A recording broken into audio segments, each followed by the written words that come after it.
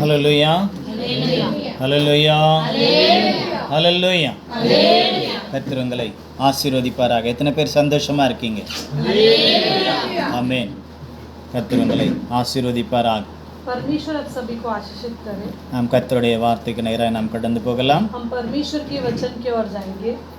யாத்ராகமம் निर्गमन की किताब 3வது அதிகாரம் 3 अध्याय 12வது வசனத்தை நாம் வாசிக்கலாம். 12वां वचन को हम पढ़ेंगे। Exodus chapter 3 verse 12.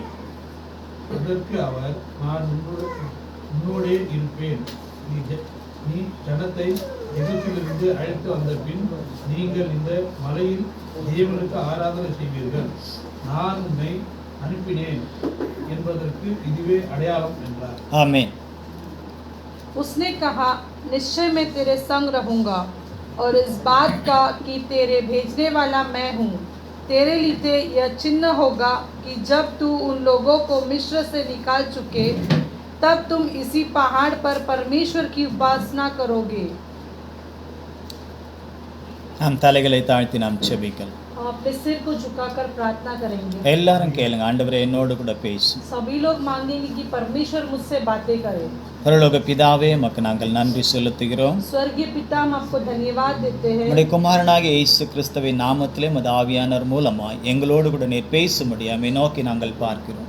आपके पुत्र पवित्र आत्मा के द्वारा आप हमसे बातें करने के लिए हम सौंपते हैं। இந்த நாளிலும் கூட நீர் எங்களுக்கு எதை உபதேசிக்க விரும்புகிறீரோ, इस दिन में भी आप हमसे किस बातें करना चाहते हैं, எந்த ஆலோசனைகளை எங்களுக்கு கொடுக்க क्या விரும்புகிறீரோ, हमको प्रचार करना चाहते हो, எதிலே நாங்கள் பலப்பட வேண்டும் என்று விரும்புகிறீரோ, किसमें हम और बलवंत होना है, எதிலே நாங்கள் நடந்து உம்மிலே மகிழ வேண்டும் என்று விரும்புகிறீரோ, किसमें हम चलकर आपकी महिमा के लिए हम होना है, அப்படிப்பட்ட அந்த கிரியைகளோடு கூட எங்களோடு கூட நீங்க பேசுங்க. ऐसे क्रिया के द्वारा आप हमसे बातें कीजिए। நாங்கள் கேட்கிறவர்களாக மாத்திரமல்ல, हम केवल सुनने वाले ही नहीं, நாங்கள் உண்மையாகவே உம்முடைய ஆவியிலே நிறைந்து அதை நாங்கள் கேட்டு हम सच्चाई से आपकी पवित्र आत्मा में भरकर हम सुनने के लिए, உம்முடைய பரிசுத்த ஆவியிலே நாங்கள் வளர்ந்து கனி கொடுக்க எங்களுக்கு கிருபை தாரும். आपकी पवित्र आत्मा में बढ़कर हम फल देने के உம்முடைய लिए, ஜீவனுள்ள வார்த்தைகள் எங்களுக்குள்ளே ஒரு புதிய ஜீவனை உருவாக்கட்டும். आपकी जीवित वचन जो है हमारे अंदर एक नया जीवन उत्पन्न करने के लिए, இயேசுவின் நாமத்தில் ஒப்பு கொடுத்து ஜெபிக்கிறோம் பிதாவே. यीशु के नाम से समर्पित करते हैं पिता। ஆமென். आमीन। ஹல்லேலூயா. கர்த்தர் உங்களை ஆசீர்வதிப்பாராக. परमेश्वर आपको आशीषित करे। கடந்த வாரத்திலே நாம் தியானித்தோம் पिछले हफ्ते में हम ध्यान किए ஆராதனை குறித்து தான். आराधना के बारे में। அந்த ஆராதனை எப்படிப்பட்டது என்று நாம் தியானித்தோம். वो आराधना कैसे होना है हमने ध्यान किया। எத்தனை பேர் வீட்டில் மறுபடியும் போய் தியானிச்சிங்க? இல்லைன்னா எத்தனை பேர் மறுபடியும் அந்த செய்தியை மறுபடியும் போட்டு கேட்டீங்க? कितने लोग घर पे जाके वो न्यूज़ को वापस सुने थे, ये वचन को, या घर पे जाके कितने लोग वापस से मनन किए थे?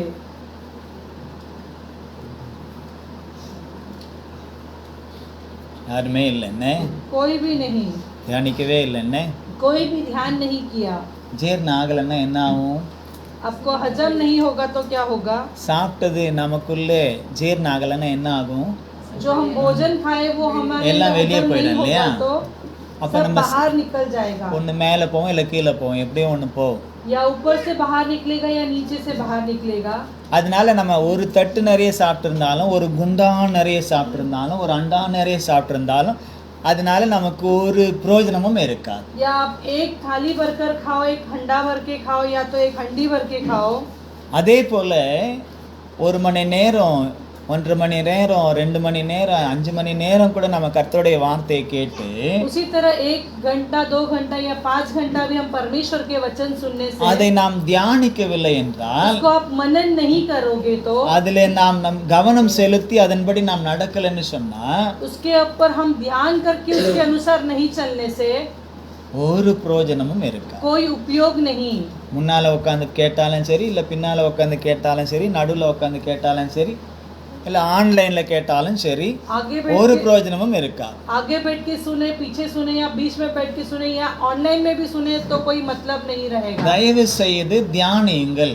इसलिए उसको फिर से मनन कीजिए। தாவீது சொல்றாரு, இரவும் பகலும் தியானமாய் இருக்கிற மனுஷன் பாக்கியவான் என்று சொல்லுகிறார். दाऊद कहता है दिन रात परमेश्वर के अंदर मनन करने से ही वो भाग्यशाली அவர் है। இன்னும் சொல்றார், இரவெல்லாம் உமது வார்த்தைகளை நான் தியானிக்கிறேன்னு சொல்றார். वो और कहते हैं पूरी रात में आपके वचन को मनन करता हूँ।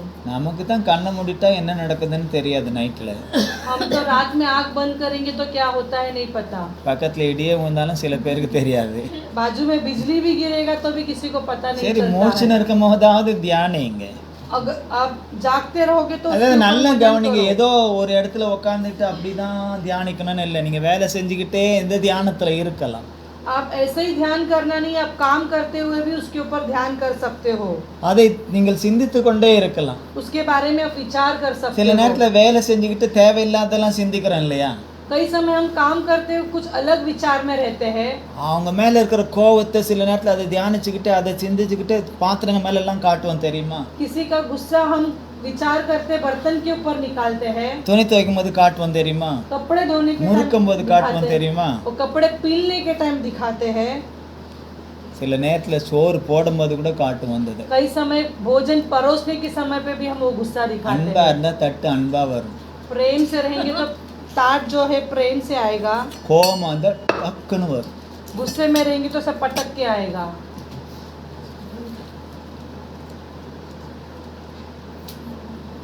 எல்லாம் கண் கூட பார்த்ததை தான் சொல்றேன், என்ன கதை கட்டியெல்லாம் சொல்லல. मैं अपने आंखों से देखा उसे कहता हूँ, मैं कथा नहीं सुना रहा हूँ। கர்த்தர் உங்களை ஆசீர்வதிப்பார். परमेश्वर आपको आशीष करे। நீங்கள் அன்பானவர்கள், आप लोग प्रेमी हैं, ரொம்ப பண்பானவர்கள், आप बहुत ரொம்ப दयालु हैं, இரக்கமானவர்கள், बहुत दयावान हैं, மகா நற்குலசாலிகள். सभी गुणवान आपके உங்களை अंदर हैं। மிஞ்சக்கூடியவர்கள் யாருமே கிடையாது. आपके आगे कोई नहीं जा கர்த்தர் உங்களை सकता। ஆசீர்வதிப்பார். परमेश्वर आपको आशीष करे।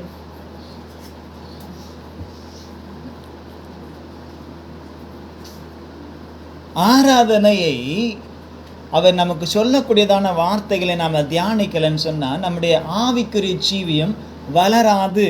आराधना जो है वो जो वचन देता है उसके ऊपर हम ध्यान नहीं करने से आपकी आत्मिक जीवन में आपकी बढ़ोतरी नहीं होगा। நம்முடைய ஆத்மா கொழுமை அடையாது. आपका आत्मा जो है वो उसमें संतुष्ट नहीं रहेगा। என்னதான் கொடுத்துக்கிட்டே இருந்தாலும் அது வெளியே போய்கிட்டே இருந்துச்சுன்னா அந்த பிள்ளைகளுடைய நிலை இல்லை பெரியவங்களுடைய நிலை எப்படி ஆகும்? போயிட்டு சில பேருக்கு நான் பார்த்துருக்கேன், குளுக்கோஸ் ஏற்றினா கூட நிற்காது. कई लोगों को आप देखोगे कितना भी दो तो उनको उसके अलावा भी उनको ग्लूकोज भी चढ़ाएगा तो उनका वो அது रुकेगा போல नहीं। நாங்கள் இன்ஜெக்ஷன் போட்டு போட்டு ஏற்றினா கூட நல்லதனமா சொன்னாலும் சரி கொஞ்சம் கடிந்து சொன்னாலும் கூட அது கிரியை செய்யலைன்னும் போது நமக்குள்ளே அதனால் ஒரு பிரயோஜனமும் ஏற்படாது. इंजेक्शन के द्वारा भी या फिर कठिन बातों से बताएगा तो भी वो अपने अंदर कुछ भी उपयोग नहीं होगा। இப்போ வந்து ஞாபகம் வந்துச்சா अभी तो आपको याद போன आया வாரம் क्या? என்ன गया हफ्ते में हम ஆராதனை क्या பத்தி मनन என்ன किए थे? சொன்னார்? आराधना के बारे में क्या बताया? பலியும் ஆராதனையும் பழைய ஏற்பாட்டின் அந்த பலியும் இப்போது இருக்கக்கூடிய ஆராதனைக்கும் சம்பந்தம் இருக்கிறது என்று சொல்லி காட்டினார் இல்லையா? वो बलि का आराधना पुराने नियम को और अभी का आराधना के अंदर एक संबंध உள்ள करके வரும்போது बताया எப்படி था। வர சொன்னாரு? अंदर आने के टाइम कैसे आने को कहा? தோலை உரிச்சிட்டு வர சொன்னார்.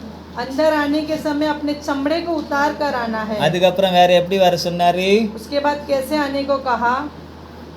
தோலை உரிச்சு தலையை வெட்டி தோலை உரிச்சிட்டா என்ன இருக்காது அங்க? உலக பிரகாரமான ஜீவன் இருக்காது. आपके सिर को काट कर चमड़े उतारेगा तो क्या रहेगा?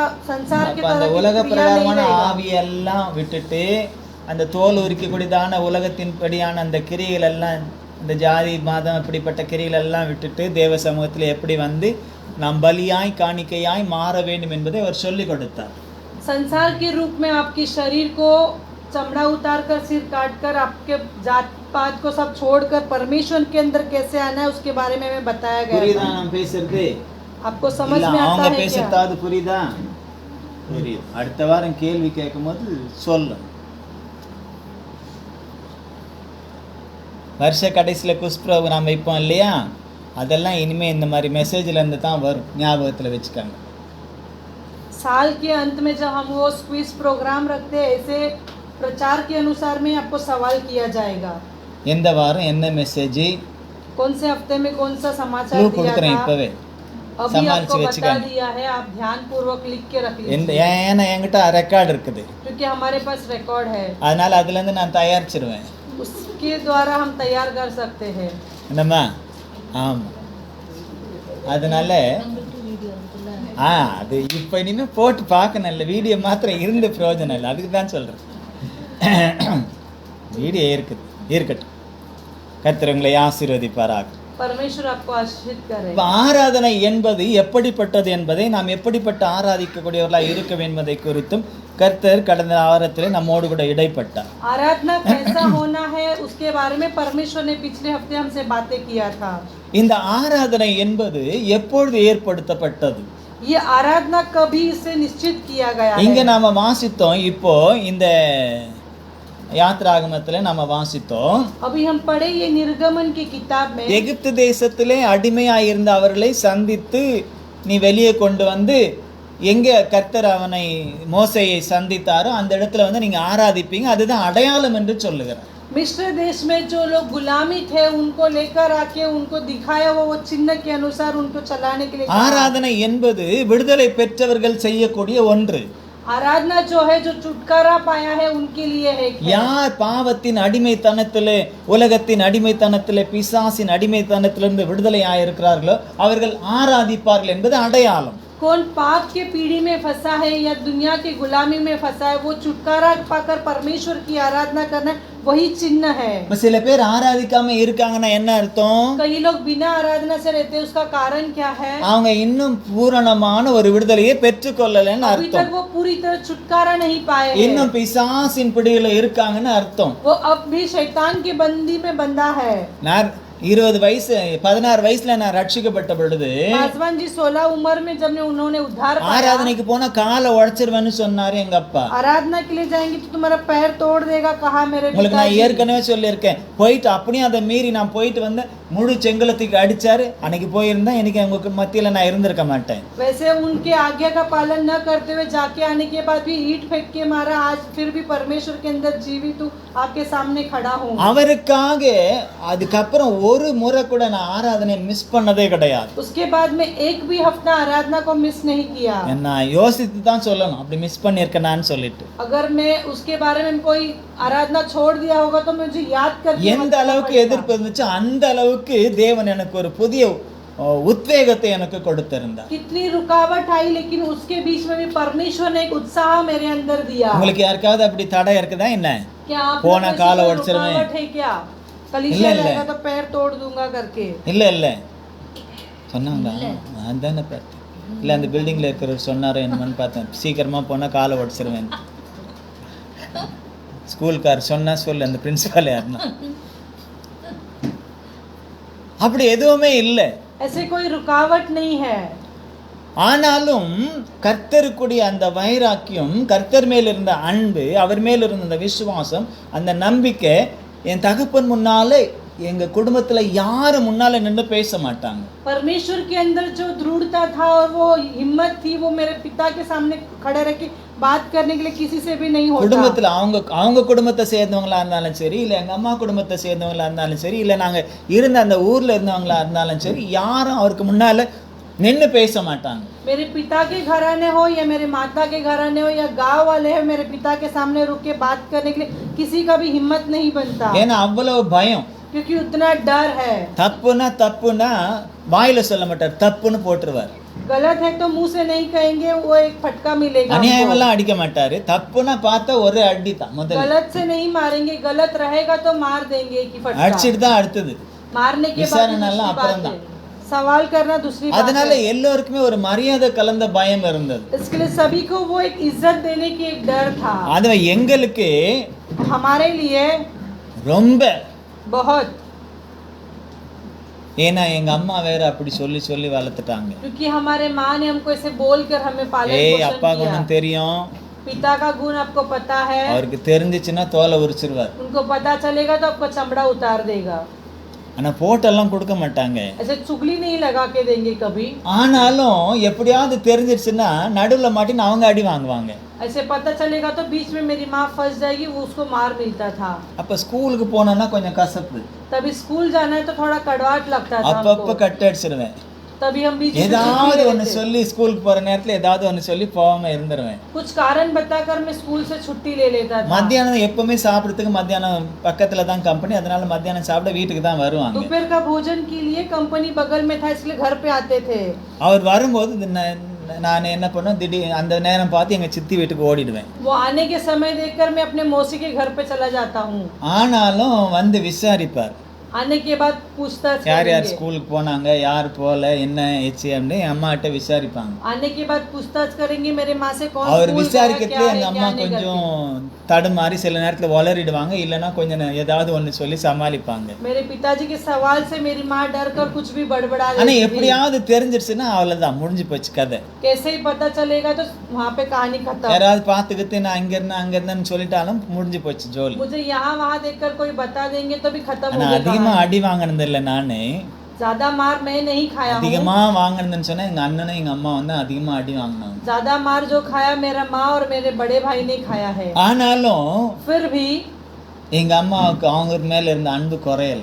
मेरा माँ को मेरे पिता के ऊपर அவங்களுக்கு का ஏற்கனவே प्रेम कम नहीं சொல்லியிருக்கேன், हुआ। காலையில அடி வாங்கியிருப்பாங்க, சாயந்தரம் 2 பேரும் ஜோடியா கடைக்கு போவாங்க. मैंने पहले ही बताया, सुबह मार खाए रहेंगे, शाम को दोनों एक साथ मिलकर बाजार करने के लिए जाएंगे। இன்னைக்கெல்லாம் அப்படி இல்லை. आज वैसा नहीं है। சும்மா ஹை அப்படின்னு अभी 2 நாளைக்கு பேச மாட்டாங்க. चिल्लाएंगे तो 2 दिन बात नहीं करेंगे। ஒன்னும் இல்லை, ஹைனாலே 2 நாளைக்கு பேச மாட்டாங்க. डांटने से ही बात नहीं करते हैं।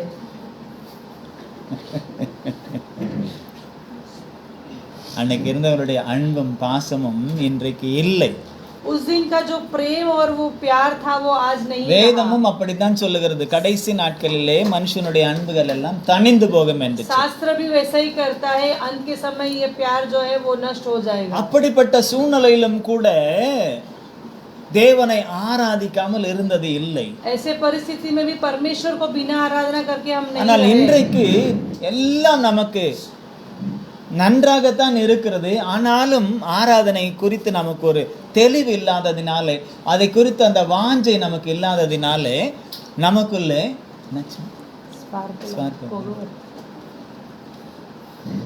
स्मेल बरती ना।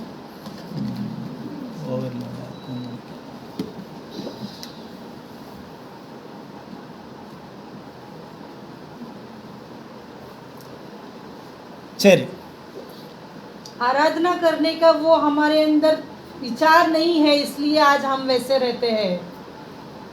தேவனுடைய விருப்பம் தம்முடைய பிள்ளைகள் அவருடைய நாமத்தை மகிமைப்படுத்த வேண்டும். परमेश्वर की इच्छा जो है हम उनके नाम की महिमा करना है। நம்மிடத்திலே இருந்து வேற எதையும் அவர் கேட்கவில்லை. हमारे से परमेश्वर कुछ नहीं चाहता। சில விஷயங்கள் நம்முடைய நன்மைக்காகத்தான் சில விஷயங்களை செய்ய சொல்லுகிறார். कुछ कार्य जो है हमारे भलाई के लिए है। ஆனால் இந்த ஆராதனை மாத்திரம் அவர் சுகந்த வாசனையாய் முகர்கிறார். वो आराधना जो है वो सुगंध के खुशबू आने के लिए है। நம்ம சென்ட் அடிச்சுக்கிட்டா வாசனையா கொஞ்சம் சந்தோஷம் வருது இல்லையா? உடனே हम परफ्यूम मारने से நல்லா थोड़ा खुश हो வாசனையா जाते हैं, இருக்குதுன்ட்டு. अच्छा महक आता है करके। இப்போ வரமாட்டேன்து, अभी नहीं आ रहा है। ஏன்னா ஏற்கனவே நல்லா வேர்த்து போச்சு கொஞ்ச நேரத்துக்கு முன்னால. अच्छा पसीने से भीग गया हूँ। தேவன் நம்முடைய பலியா இருந்தாலும் நம்ம பார்க்குறோம், ஆதியாகமத்தில் நம்ம பார்க்குறோம், परमेश्वर हमारी बलि रहा। हम उत्पत्ति की किताब में देखेंगे,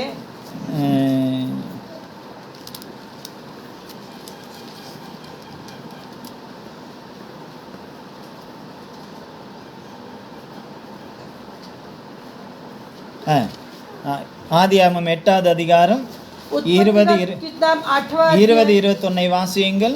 20 और 21 को हम पढ़ेंगे। அப்பொழுது நோவா கர்த்தருக்கு ஒரு பலிபீடம் கட்டி சுத்தமான சகல மிருகங்களிலும் சுத்தமான சகல பறவைகளிலும் சிலவற்றை தெரிந்து கொண்டு அவைகளை பலிபீடத்தின் மேல் தகன பலிகளாக பலியிட்டான். சுகந்த வாசனையை கர்த்தர் உணர்ந்தார். ஆமென். அப்பொழுது கர்த்தர், இனி நான் மனுஷன் நிமித்தம் பூமியை சபிப்பதில்லை. மனுஷனுடைய இருதயத்தின் நினைவுகள் அவன் சிறு வயது தொடங்கி கொள்ளாததாய் இருக்கிறது. நான் இப்பொழுது செய்தது போல இனி சகல ஜீவன்களையும் சங்கரிப்பதில்லை. तब नूह ने यहोवा के लिए एक वेदी बनाई और सब अशुद्ध पशुओं और सब शुद्ध पक्षियों में से कुछ कुछ लेकर वेदी पर होम बलि चढ़ाया। இன்னைக்கு சண்டே இல்லையா, இன்னைக்கு ஞாயிற்றுக்கிழமை. உலக பிரகாரமாக நமக்கு கர்த்தருடைய நாள், வாரத்தின் முதல் நாள் இல்லையா. संसार के रूप में देखेंगे आज இன்னைக்கு संडे நிறைய பேர் हमारे வீட்டில் लिए- சிக்கன் மட்டன்லாம் எடுப்பாங்க இல்லையா. आज बहुत लोगों के घर पे चिकन मटन சில बनाया பேர் जाएगा। தலைக்கறி எடுப்பாங்க. कई लोग बकरे का मुंडी लेते தலையை हैं, வாங்கிட்டு வந்து அப்படியே என்ன செய்வாங்க, सुडो। சுடுவாங்க. வாசனை நல்லா இருக்கும். ஹலோ, இங்கே கவனிங்க, இங்கே கவனிங்க, என்ன கவனிங்க. வாசிக்க சொல்லும் போது வாசிங்க. சுட்டா வாசனை நல்லா வருமா? ஆனா இங்க பாருங்க, பலிபீடத்துல அவன் தகனிக்கிறானா, சுகந்த வாசனை கர்த்தர் முகர்ந்தார் என்று இருக்கிறது. वो होम बलि चढ़ाने के लिए रखा, तो यहाँ पे लिखा गया है वो सुखदायक सुगंध पाया। எப்படி சாத்தியம்? कैसे हो सकता है? இப்போ அவங்க சுடுறாங்கன்னா மேலே இருக்கிறத தோலை சுடுறாங்க, அந்த முடியெல்லாம் சுடுறாங்க. वो जलाते हैं तो उसका मतलब उसका वो चमड़े के ऊपर की बाल जो है वो भूंजा जाता है, அது ஸ்மெல் வருது. वो एक ஆனா तरह का- தகன பலி செலுத்தும் போது தோலை உரிச்சிட்டு அதை செலுத்துவாங்க. ஆனாலும் அந்த சரீரம் வேகும் பொழுது, சுடும் பொழுது ஒரு மாத ஸ்மெல் வரத்தான் செய்யும்.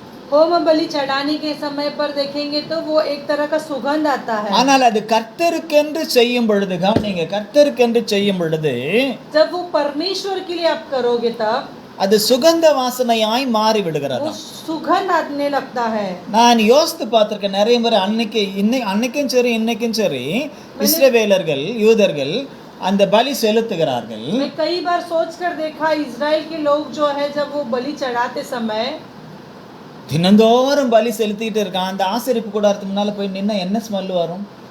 वो भवन के सामने रह के अगर बलि चढ़ाएंगे तो किस तरह से वो सुगंध आएगा। நம்ம டிஎம்எஸ் ஸ்கூல், நம்ம சவுத் இந்தியன் ஸ்கூலுக்கு ஃபாத்திமாவுக்கு இந்த பக்கம் சுடுகாடு இருக்கு, இடுகாடம் இருக்கு. फातिमा सुडगाड़ा स्कूल इருக்கு, और साउथ इडगाड़ा इंडियन इருக்கு. स्कूल के सामने जो है वो சுடுகாடுன்னா என்ன, இடுகாடுன்னா என்ன?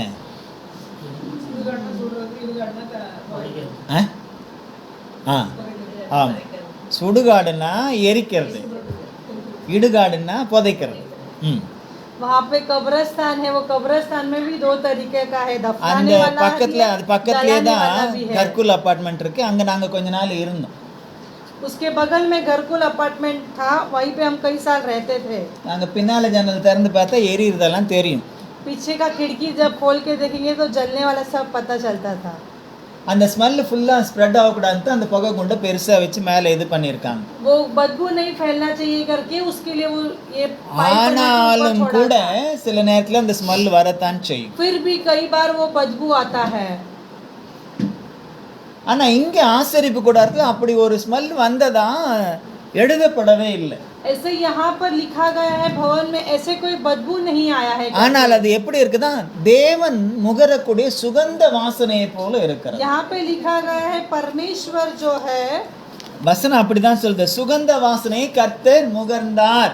सुखदायक सुगंध है करके लिखा गया है। அப்படின்னா அதை அவர், அந்த பலியை, அந்த ஆராதனை அவர் ஏற்றுக்கொண்டார். उसका मतलब जो है वो बलि और वो आराधना जो है परमेश्वर ने அப்போ स्वीकार कर நம்முடைய लिया है। ஆவி ஆத்மா சரீரத்திலே நாம் ஆராதிக்கும் பொழுது சுகந்த வாசனையாக அவருக்கு நாம் வெளிப்பட வேண்டும். तो हमारी प्रार्थना कैसे होना चाहिए? हमारा आत्मा प्राण शरीर में जो है सुगंध होना चाहिए। இதுதான் ஆராதனையுடைய முறைமையாய் இருக்கிறது. यही आराधना करने का एक नियम है। இன்றைக்கு நடக்கக்கூடிய நிறைய ஆராதனைகள் எல்லாம் உண்மையிலேயே அது கர்த்தர் விரும்பக்கூடிய, அவர் சுகந்த வாசனையை முகரக்கூடிய ஆராதனையா என்று என்னால் ஜீரணிக்கவே முடியவில்லை. आज का जो आराधना है वो जो है परमेश्वर सुखदायक सुगंध करने वाला आराधना नहीं है। ஆதாம் ஆராதித்தாரா? आदम ने आराधना किया है क्या? தெரியுமா? இல்லையா? எத்தனை பேர் இல்லைன்றீங்க? कितने लोग कहते हैं कि वो नहीं आराधना की है करके? என்ன இல்லைன்னு சொன்னவங்களும் கை தூக்க மாட்டேன்றீங்க? அதை கேட்கல பைபிளில். சரி, ஆனால் நீங்கள் நேராக பார்த்தீங்களா அவர் ஆராதித்ததே? இல்லை இல்லைன்னா இல்லை சொல்லுங்க. இல்லையா? எத்தனை பேர் இல்லைன்னு சொல்கிறீங்க?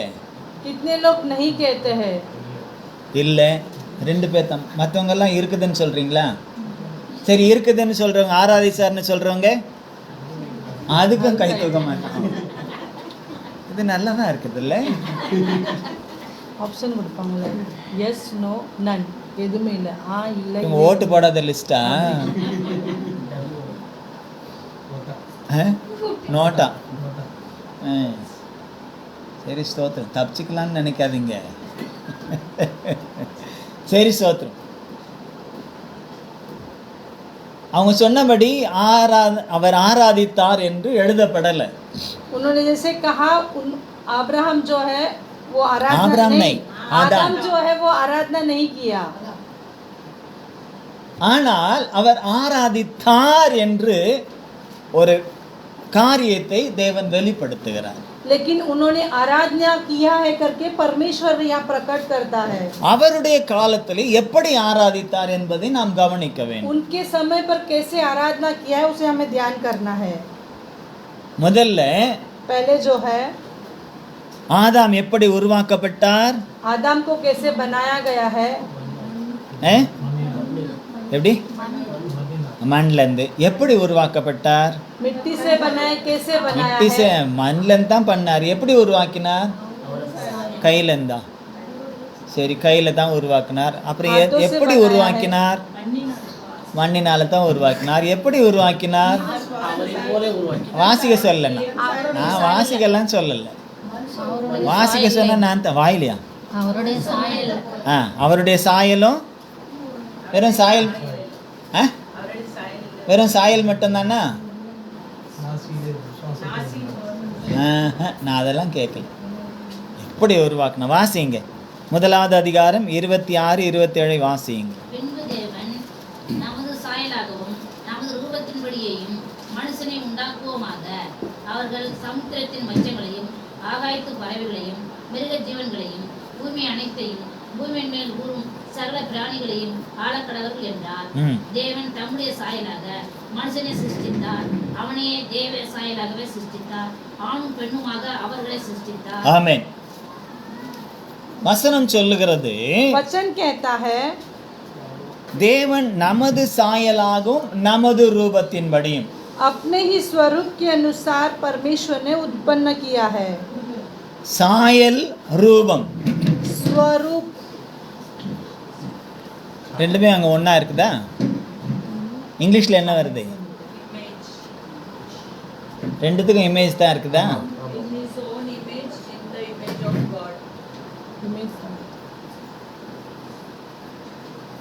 In his own image of image தான் வருது. சாயலுக்கும் ரூபத்திற்கும் வித்தியாசம் இருக்கிறது. उनकी छाया और स्वरूप में अलग अलग है. சாயல் என்பது நிழல் என்று நினைத்துக் கொள்ளலாம். छाया जो है आप देखते रहेंगे वो आपके चलने के அதாவது இப்ப நம்ம சில பேர் இந்த பிள்ளை அவங்க அப்பா ஜாடையா தெரியுது, हम कई समय बोलेंगे कि ये बच्चा जो है இந்த वो பக்கம் पिता பார்த்தா के அம்மா समान है. ஜாடையா தெரியுது, यहाँ से देखेंगे तो उसके माँ के समान நேரா है, பார்த்தா தாத்தா மாதிரி தெரியுது. सामने से देखेंगे तो उसके दादा ஒருத்தர் ஒன்று அது உண்மையை யார் மாதிரி இருக்குன்னு தெரியாது. ஆனா வருவங்க எல்லாம் ஒருத்தர் அவங்களுக்கு என்ன மனசுல இருக்கோ அதை வெளிப்படுத்துவாங்க. वो सच्चाई क्या नहीं पता पर उनके मन की बात जो है वो बताते हैं. உங்க அம்மா தானே இங்க இருக்கிறவங்க. இதோடய சின்னதா இருக்கும் போது உங்க அம்மாவை நான் பார்த்தேன். இப்போ சின்னதா இருக்கும் போது இல்லை, அப்போ உன்னோடைய சின்னதா இருக்கும் போது. ஆமா, எந்த வயசுல என்ன பார்த்தாங்கன்னு கேளு. அவங்களுக்கு ஞாபகம் இல்லை. ஞாபகம் இல்லாத வயசுல நான் பார்த்திருக்கேன். இருக்காது அவளெல்லாம் இல்லை. ஆமா, ராஜன் பிறக்கிறதுக்கு முன்னால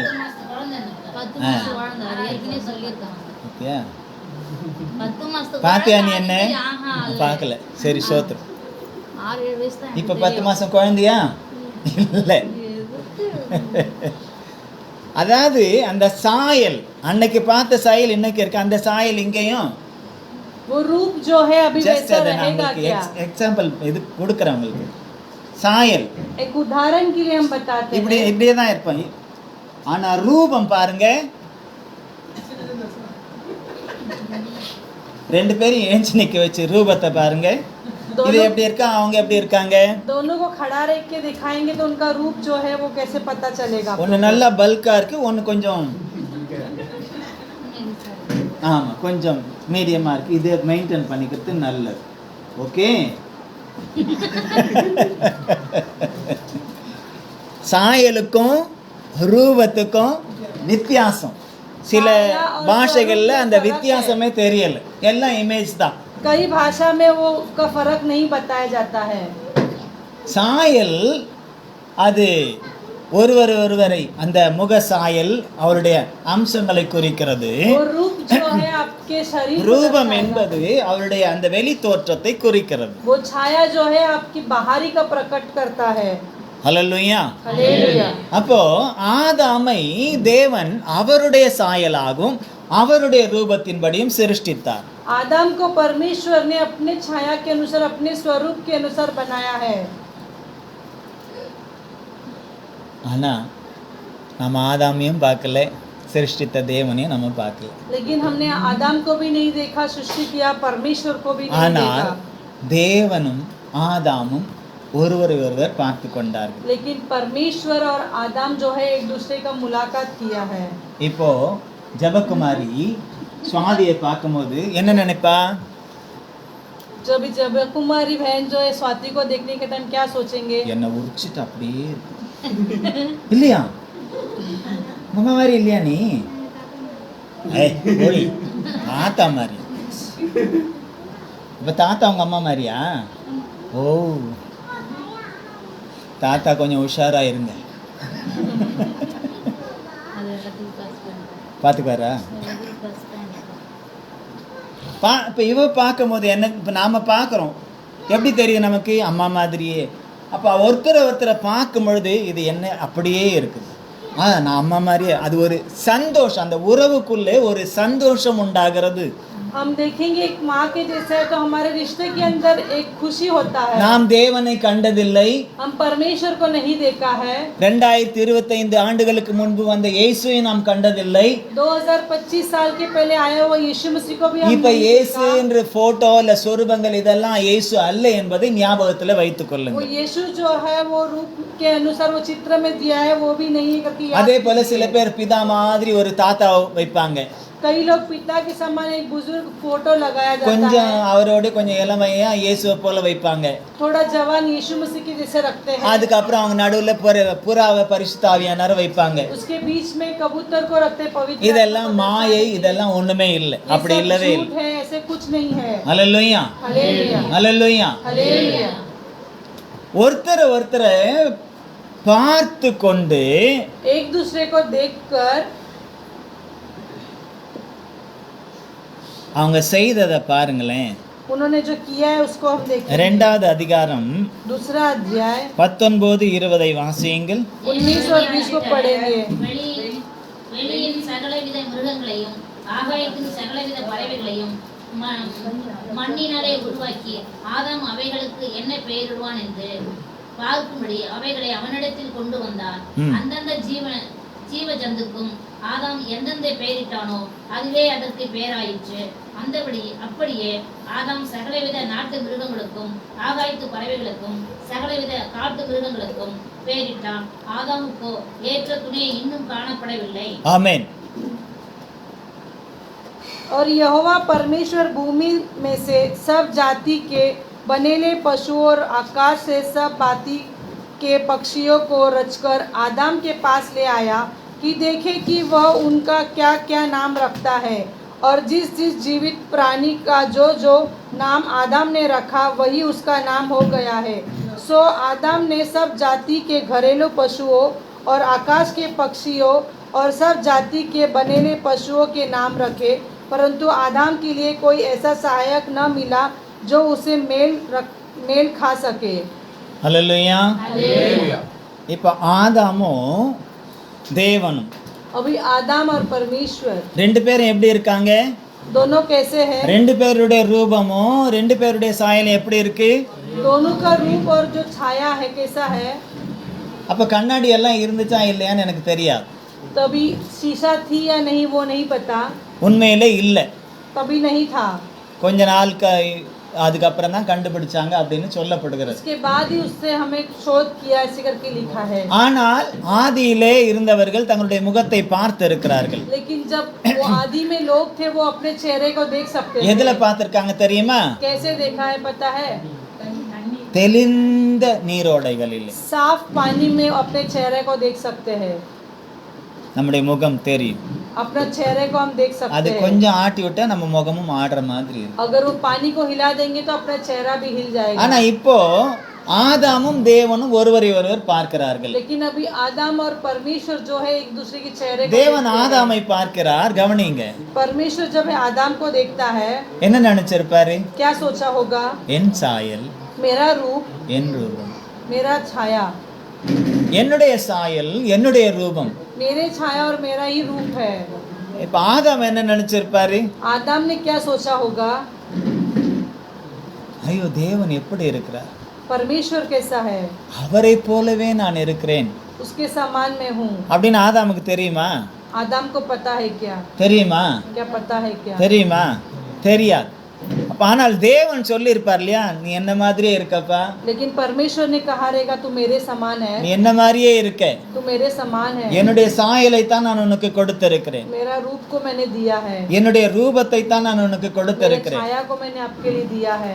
ஏன்னா ஆதாமு குழந்தையா பிறக்கல, लेकिन आदम जो है वो बच्चे के रूप में नहीं जन्म लिया, ஒரு ஃபுல் மனுஷனா தான் ஆதாமை உருவாக்கினார். एक पूरा मनुष्य के रूप में उसको बनाया गया है. அப்போ தேவன் எப்படி இருப்பார் என்று ஆதாமுக்கு தெரிந்தது. परमेश्वर को पता है आदम कैसा है करके. எப்படிப்பட்ட ஆதாமுக்கு? कैसे आदम को தேவ சாயலின்படியும் परमेश्वर के रूप में, தேவனுடைய ரூபத்தின்படியும் இருந்த ஆதாமுக்கு தேவனை முகமுகமாய் பார்த்தார். उसके स्वरूप में ही उसने अपने चेहरे के सामने सामने देखा गया है. அல்லேலூயா. हालेलुया. ரெண்டு பேரும் உட்கார்ந்து விளையாடுறாங்க பாருங்க. दोनों बैठकर खेलते हैं. நம்ம வீட்டில் கூட பொம்பளை பிள்ளைங்க அவங்க ஒரு விதமாக விளையாடுவாங்க. हमारे घर में देखिए लड़की एक तरह के खेल खेलती है, ஆம்பளை பிள்ளைங்க அவங்க ஒரு மாதிரி விளையாடுவாங்க. लड़का जो रहेगा वो अलग तरह का से खेलेगा. பொம்பளை பிள்ளை என்ன செய்யும்? लड़की का कैसे खेलेगी? சட்டி, பானை, இது குக்கர் வேணும், இப்போ நிறைய வருது இல்லை விதவிதமாக, அதெல்லாம் வேணும். அப்போல்லாம் களிமண்ணில் கிடைக்கும். बर्तन को लेकर खेलेंगे. अभी तरह तरह का அதுக்கப்புறம் खिलौना आने கொஞ்சம் இந்த लगा है. கட்டைகள்லாம் வந்துச்சு. मिट्टी से बना हुआ बर्तन, अभी लकड़ी से बना हुआ बर्तन से அதுக்கப்புறம் இப்போ खेलते हैं. எல்லாமே பிளாஸ்டிக்கில் வருது. स्टील वर्ग, ஸ்டீல் ஸ்டீல்லேயும் வந்துருச்சா? ஸ்டீல்லேயும் வருது. प्लास्टिक और स्टील में अभी बर्तन आने लगा. நல்ல வசதி படைத்த கோடீஸ்வரர்கள் வெள்ளியில் பொண்ணுலெல்லாம் கூட பண்ணுறாங்க, பித்தளைலாம் கூட வருது. कोई अमीर रहेगा तो वो चांदी, सोना, पित्तल से ஆனால் बनाया जाता है. ஆரம்பம் எது? लेकिन शुरुआत क्या है? மண். मिट्टी से बनाया है. இதுதான் தேவன். वही परमेश्वर है. அல்லேலூயா. हालेलुया. அல்லேலூயா. அதால யாருக்கு எந்த பாதிப்பும் இருக்காது. उससे किसी के लिए भी नुकसान नहीं है. இப்ப வருதெல்லாம் ஏதாவது ஒரு விதத்துல பாதிப்பை ஏற்படுத்தக்கூடியது தான் மனுஷன் பண்றான். अभी जो कुछ आता है वो मनुष्य के लिए हानिकारक है. அல்லேலூயா. हालेलुया. இப்ப தேவன் என்ன செய்தாராம்? மண்ணினாலே परमेश्वर ने क्या किया? मिट्टी से சகலவித மிருகங்களையும் ஆகாயத்தின் பறவைகளையும் மண்ணினாலே உருவாக்கி ஆதாம் கிட்ட கொண்டு வரார். सारे घरेलू पक्षी और आकाश में उड़ने वाले पक्षी को बनाकर वो आदम के पास ले आता है. ஹலோ, நல்லா கவனிங்க. இப்போ நானும் என் மூத்த மகன் ஆலிவன் உட்காந்து இந்த சொப்பு விளையாட்டுன்னு சொல்கிறான் இல்லையா, சொப்பு விளையாட்டு தானே? வேற என்ன சொல்லுவீங்க? அதுக்கு என்ன விளையாட்டு? அதானே விளையாடலையா? விளையாடல. சொப்புன்னு தெரியாது. சொப்புன்னு வேற என்னன்னு தெரியும்? ஹிந்தியில் என்ன இருக்கு?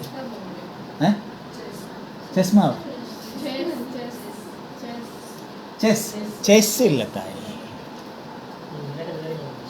விளையாடி காட்டணும். சரி, ஒரு நாளைக்கு அதையும் செஞ்சிடறேன். இப்போ நான் ஆலிவன் உக்காந்து இந்த சின்ன சின்ன பாத்திரங்களெல்லாம் வச்சுக்கிட்டு சோறு ஆக்குறேன், குழம்பு ஆக்குறேன், இது பார்ப்பா அது பார்ப்பான்னு சொன்னால் நீங்கள் என்ன சொல்லுவீங்க? என்ன என்ன சொல்லுவீங்க? भांडी बर्तन रही. பாண்டி பர் என்ன சொல்லுவீங்க? விளையாடுறாங்கன்னு சொல்லுவீங்க, சிரிப்பீங்க இல்லையா? பாஸ்டருக்கு பாரு, இந்த வயசில் போயிட்டு ஆளுக்கு இப்படியெல்லாம் சொல்லி கொடுத்து விளையாடுறாரு, இன்னும் குழந்தையா நினைக்கிறார் போல இருக்குது. நமக்கு எத்தனை வயசானாலும் நம்ம பிள்ளைங்க நமக்கு குழந்தைங்க தான். இல்லையா? பிள்ளைங்க பெருசாயிட்டு உங்களோட நாங்கள் பெருசாயிட்டோன்னு சொன்னாலும் நீங்கள் பிள்ளைங்க எல்லாம் குழந்தைங்க தான். இல்லையா? ஒரு நல்ல ஆத்மா எனக்காக இரவும் பகலும் ஜெபித்து கொண்டிருந்தாங்க. இந்த 24 வந்தால் 1 வருஷம் ஆக போகுது. இல்லை, ஒருவர் ஜெபத்திலே தாங்கக்கூடியவர் ஒருவர் இல்லை. அதை நினைக்கும் போது தான் கஷ்டமாகும். விளையாடுவோம். हम अपने बच्चों के साथ में खेलते हैं. எப்படி நம்ம சின்ன பிள்ளைங்களோட நம்ம விளையாடுறோம். हम இப்போ अपने बच्चों ராஜன் के அவங்க साथ பொண்ணோட खेलते கூட हैं. விளையாடுறார். राजन जो है अपनी बेटी से खेलते हैं. தாத்தா பேத்தி பேரனோட விளையாடுறார். दादाजी अपने नातू पोतू के साथ அம்மா खेलते हैं. பிள்ளைங்களோட விளையாடுறாங்க. माँ जो है अपने बच्चे से खेलते हैं. அதுங்களுடைய மனம் போன போக்கில் எப்படி விளையாடணுமோ அதுக்கேற்ற மாதிரி நம்ம விளையாடுறோம். उनके मन की इच्छा के अनुसार वैसे गेम खेलते हैं. அதே போல தேவனும் ஆதாம் குழந்தை இல்லைங்க, ஃபுல் மனுஷன். वैसे ही परमेश्वर जो है आदम के साथ, वो आदम बच्चा नहीं है, एक बड़ा मनुष्य था. தேவனை மாதிரியே ஈக்குவலா தேவனை போலவே சாயலும் ரூபத்தையும் கொண்ட மனுஷன் என்ன அவரை மண்ணில் உருவாக்கி இருக்கிறார். परमेश्वर आदम को मिट्टी से बनाया अपने छाया और अपने रूप के अनुसार. ஆனால் மண்ணிலே உருவாக்கி இருந்தாலும் தேவாவி அவனுக்குள்ள இருந்ததுனால தேவன் அவன் அறிந்து கொள்ளுகிறான். मिट्टी से बनाया लेकिन परमेश्वर का आत्मा उसके अंदर था, इसलिए वो परमेश्वर के स्वरूप में था. ஹல்லேலூயா. हालेलुया. இப்ப ரெண்டு பேரும் விளையாடுறாங்க. दोनों जन खेलते हैं. அவங்க உறவு எப்படி இருந்திருக்குன்னு பாருங்க. उनका रिश्ता कैसा था. ஒரு பிள்ளைக்கு நம்ம ஒரு ஆசையா ஒரு பொருளை வாங்கிட்டு வந்து அந்த பிள்ளை அதை எப்படி விளையாடினாலும் அதை நம்ம பார்க்குது உடைச்சா கூட நமக்கு சந்தோஷமா தான் இருக்கும். वो एक खिलौना हम अपने बच्चे को देते हैं, वो प्यार से खेल के तोड़ेंगे तो उसमें भी हम खुशी मिलता है. பெரும்பாலும் ஆண் பிள்ளைகள் எல்லாம் உடைச்சு விளையாடுவாங்க. ज्यादा करके लड़का लोग जो है वो खिलौने को तोड़ कर ही खेलना चाहते हैं. பொம்பளை பிள்ளைங்கள் எல்லாம் வச்சு விளையாடுவாங்க. लड़कियां जो है उसे संभाल कर खेलती है. வயசானதுக்கு அப்புறமும் கூட கல்யாணம் ஆனதுக்கு அப்புறம் கூட வச்சு தான் விளையாடுறாங்க. शादी होने के बावजूद भी उसे संभाल के रख कर खेलते हैं. வச்சு விளையாடுறாங்க.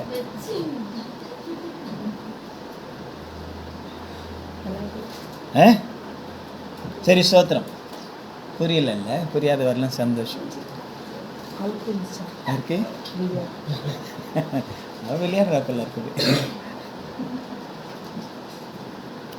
ஸ்தோத்திரம். ஒவ்வொன்றாக இதை கொண்டு வந்து காட்டுறார். ये एक चीज लेकर आके दिखाते हैं. நல்ல கவனிங்க. अच्छा ध्यान पूर्वक देखिए. அம்மான்னு சொல்லி கொடுக்க வேண்டிய அவசியம் இல்லை. माँ कर कर सिखाने का जरूरत नहीं है. பிள்ளைங்களுக்கு அம்மான்னு சொல்லி கொடுக்க வேண்டிய அவசியம் இருக்கா? बच्चे को माँ करके सिखाना जरूरत ஒரு கன்று नहीं குட்டிக்கு கூட சொல்லி கொடுக்க வேண்டிய அவசியம் இல்லை. है. वो एक बछड़े को भी सिखाना जरूरत ஒரு नहीं है. ஆட்டுக்குட்டிக்கு கூட சொல்லி கொடுக்க வேண்டிய அவசியம் இல்லை. एक गाय के बच्चे को भी सिखाना அது जरूरत नहीं ஃபாரின்ல है. இருக்கிற மாடா இருந்தா கூட அம்மான்னு தான் சொல்லும். वो बाहर गांव के जो गाय बछड़ा रहेगा तो भी अम्मा करके ही चिल्लाता ஹல்லேலூயா. है. அது போல தேவனுடைய உள்ளத்தை போல தேவனுடைய சாயலின்படி தேவனுடைய ரூபத்தின்படி இருக்கக்கூடிய ஆதாம் தேவன் ஒரு காரியத்தை கொண்டு வந்து காட்டும்போது அவருடைய உள்ளத்தை பிரதிபலிக்கிறவனாய் தான் இருந்தார். आदम जो है वो लेकर आके दिखाएगा, अपने स्वरूप में बनाया है तो परमेश्वर को ही प्रकट करता है. இத காட்டுறேன். இது என்னது? ये क्या है? कप. ஒரு கிளாஸ் என்றார், கப் स्टील என்றார். कप. கப்புக்கும் கிளாஸுக்கும் இல்லையா? கிளாஸ்லேயே கிளாஸ்ன்னு சொன்னால் கண்ணாடி டம்ளரையும் குறிக்கும், स्टील टम्बलर. ஸ்டீல் டம்ளரையும் குறிக்கும், பிளாஸ்டிக் டம்ளரையும் குறிக்கும், வெண்கல டம்ளரையும் குறிக்கும், ஸ்டீல் டம்ளரையும் குறிக்கும்,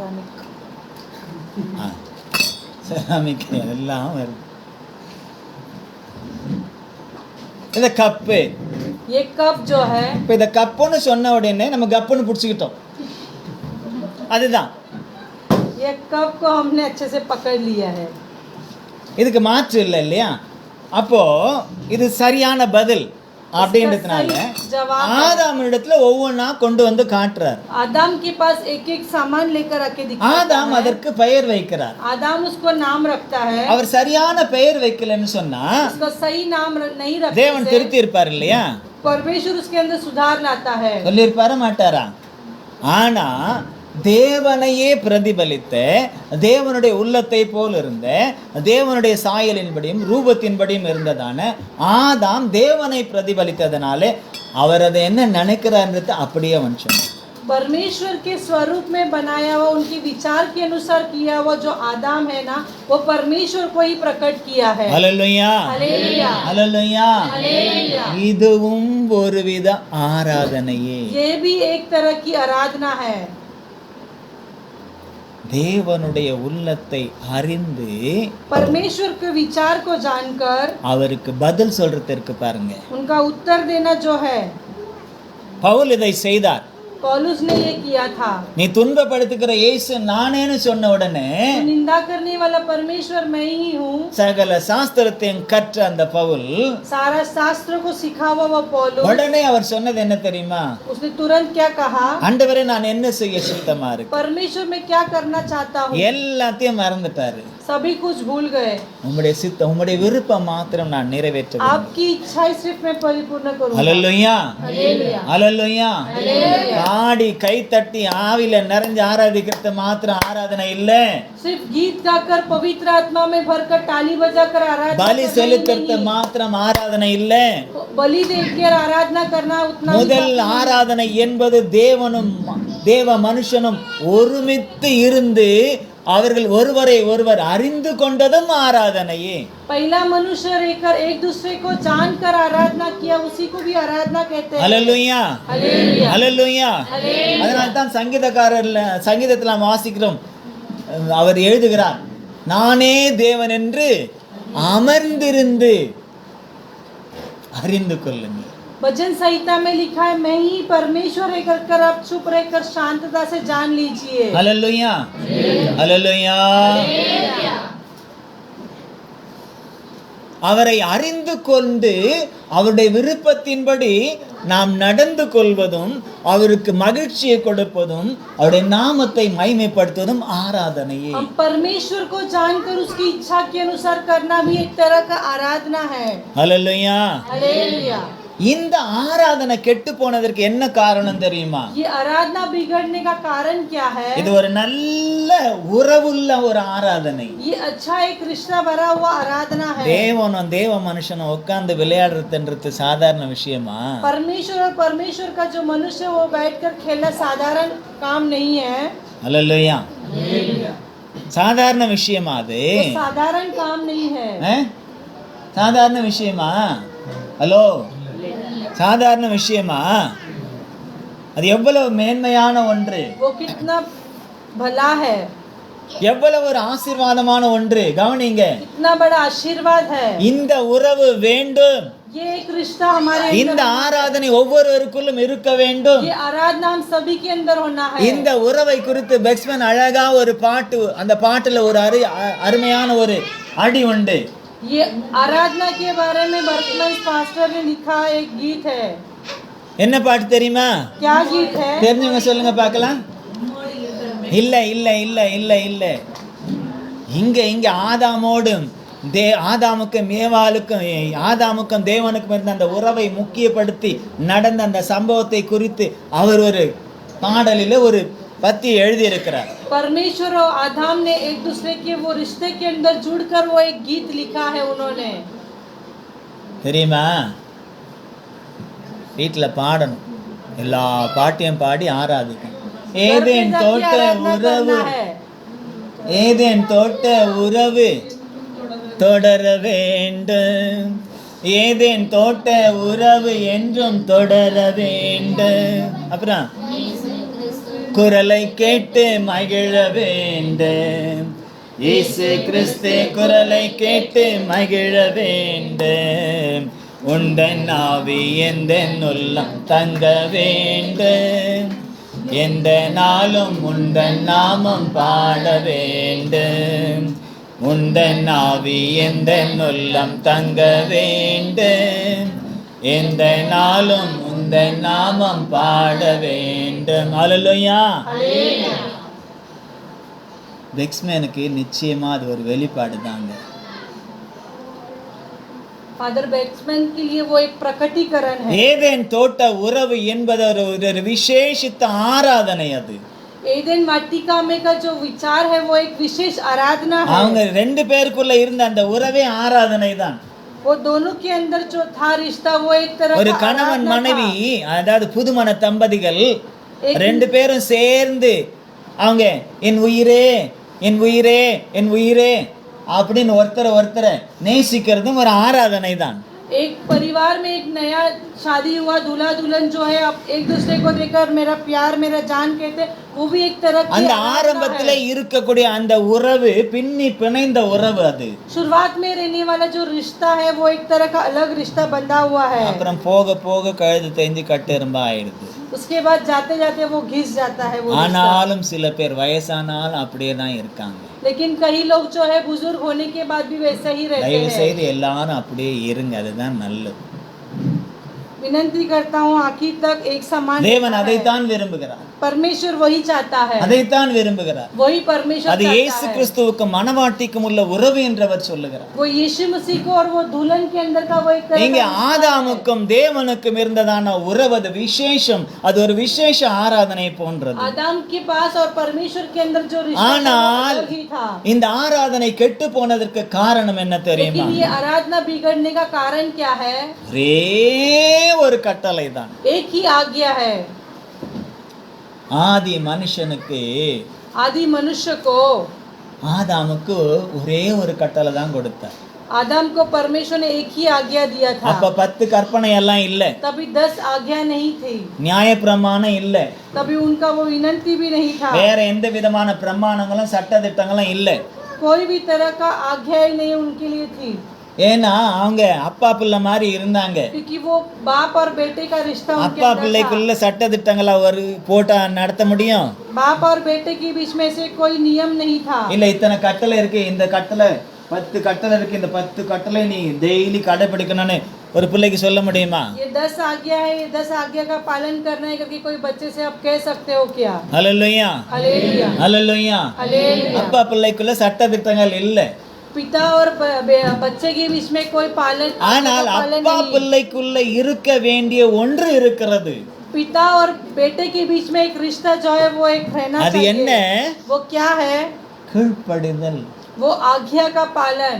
அப்பா பிள்ளை இல்ல அம்மா பிள்ளைக்குள்ள இருக்க வேண்டிய ஒன்று அன்றைக்கே தேவன் சொல்லி கொடுத்தார், கீழ்ப்படிதல். पिता और माता और बच्चों के बीच में जो है वो आज्ञा का पालन அப்பா करना। वो பிள்ளைக்கும் அம்மா பிள்ளைக்கும் கீழ்ப்படிந்தால் அதுவே தேவனுடைய சமூகத்துல பிரீதியாய் இருக்கும். पिता और बच्चा और माँ और बच्चे के बीच के अंदर आज्ञा का पालन करना एक नियम அதைத்தான் है। 10 கற்பனை சொல்லும் பொழுது அதுல ஒன்று பிரதானமாய் இருக்கிறது, வாக்குத்தத்தம் உள்ள கற்பனையாய் இருக்கிறது. பெற்றோரை என்ன செய்யணும்? தாய் தகப்பனை எப்படி கனம் பண்ணணும்? கர்த்தருக்குள் 10 आज्ञा கீழ்ப்படியணும். में एक आज्ञा लिखा है पहले ही कि पिता को और माता को परमेश्वर के अंदर आदर करना है। எப்படி செய்யணும்னு அவர் சொல்லி கொடுத்திருக்கிறார் वो இல்லையா? कैसे आदर करना है? परमेश्वर के अंदर आदर உன் करना है। தகப்பனையும் உனக்கு நன்மை உண்டாயிருக்கும்படி வசனம் சொல்லுது. எபேசியர் 6:1-2-3 பிள்ளைகளே உங்கள் பெற்றோருக்கு கர்த்தருக்குள் கீழ்ப்படியுங்கள், இது நியாயம். இது உனக்கு நன்மை உண்டாயிருப்பதற்கும் பூமியில உன் வாழ்நாள் நீடித்திருப்பதற்கும் உன் தகப்பனையும் உன் தாயையும் கனம் பண்ணுவாயாக என்பதே வாக்குத்தத்தமுள்ள முதலாம் கற்பனையாய் இருக்கிறது. इफिसियों के 6वां अध्याय में पहले से 3 वचन में से कहा, हे बालकों प्रभु में अपने माता पिता की आज्ञाकारी बनो, क्योंकि यही उचित है। अपने माता और पिता का आदर करना यही पहला आज्ञा है, जिससे 7 प्रतिज्ञा भी है। இந்த கீழ்ப்படிதல் இருந்திருந்தால் ये आज्ञाकारी रहने से நித்திய ஜீவனையும் ஆசீர்வாதத்தையும் மனுஷன் இழந்தே இருக்க மாட்டான். अनंत काल का जीवन और आशीर्वाद को मनुष्य नहीं खोया होता। தகப்பனுக்கும் மகனுக்கும் இருந்ததான அந்த உறவிலே पिता के और बेटे के बीच में जो रिश्ता था, பிசாசினுடைய கிரியைகள் கடந்து வந்து शैतान की क्रिया उनके अंदर आकर கீழ்ப்படியாமற் போக வைத்தது. आज्ञा का पालन न करने के लिए ऐसे उनको किया। ஒரே ஒரு கட்டளை தான் கொடுத்தாரு, एक ही पालन दिया था, நீ இந்த தோட்டத்தில் உள்ள சகல விருட்சத்தின் கனியும் புசிக்கலாம், ஆனாலும் நன்மை தீமை அறியத்தக்க விருட்சத்தின் கனியை புசிக்க வேண்டாம், அதை நீ புசிக்கும் நாளில் சாகவே சா. एक ही कार्य परमेश्वर ने बताया था, ये एदन के वाटिका में सब पेड़ का फल खा सकते हो, सिर्फ एक ही पेड़ का फल नहीं खाना। अगर खा लेंगे तो उसके बारे में आप बुराई और अच्छाई के बारे में आप जानना खो जाओगे। இந்த கட்டளை ஒரு வார்னிங்கோட இருக்கு, ये आज्ञा जो है इसके ஒரு अंदर एक எச்சரிக்கையோட இந்த கட்டளை இருக்கிறது. கவனிங்க, चेतावनी इसके अंदर है। இந்த கட்டளையை மீறினா மரணம், ये चेतावनी को சாகவே तोड़ना, आप சாவா. नहीं पाओगे। இன்னைக்கு நிறைய பேருக்கு அது தெரியல. आज बहुत लोग नहीं जानते हैं। இன்னைக்கு நீங்க வீட்டுல போயிட்டு இந்த கீழ்ப்படிதல் என்ற தலைப்புல யார் யாருக்கெல்லாம் கீழ்ப்படியணும், யார் யாரெல்லாம் கீழ்ப்படியணும்னு வேதம் சொல்லுகிறதோ அதெல்லாம் கணக்கு போட்டு எழுதிட்டு அடுத்த வாரம் வந்து எனக்கு சொல்றீங்க. ये आज्ञाकारी के बारे में आप बाइबल में देखेंगे तो किसने आज्ञाकारी का पालन किया है वो आप घर पे से लिखकर लिस्ट बनाकर अगले हफ्ते लेकर आके बताइए। எல்லாரும் சகோதரர்கள் சகோதரிகள் சிறு பிள்ளைகள் எல்லாருமே அதை செய்யுங்க. सभी लोग कर सकते हैं, छोटे बड़े बुजुर्ग सब அந்த लोग लिख सकते வசனத்தின்படியே நீங்கள் அதை தேர்ந்தெடுத்து எங்கெல்லாம் கீழ்ப்படிதல் யாருக்கெல்லாம் கீழ்ப்படிய சொல்லியிருக்கா என்பதை நீங்க எழுதி வச்சுக்கிட்டு படிச்சீங்கன்னா புரியும் யார் யாருக்கெல்லாம் நம்ம கீழ்ப்படிஞ்சிருக்கிறோம், கீழ்ப்படியலை என்பதை நாம் தெரிந்து கொள்ளணும். किस किस की बातों में आज्ञा का पालन करना है, वचन के आधारित आप लिखोगे तो आपको पता चलेगा हम किसके बातों का ஏனென்றால் தேவனுக்கும் நமக்கும் இருக்கக்கூடிய அந்த உறவாகிய ஆராதனை கெடுக்கக்கூடிய தீய செயலை செய்யக்கூடியது இந்த கீழ்ப்படியாமை.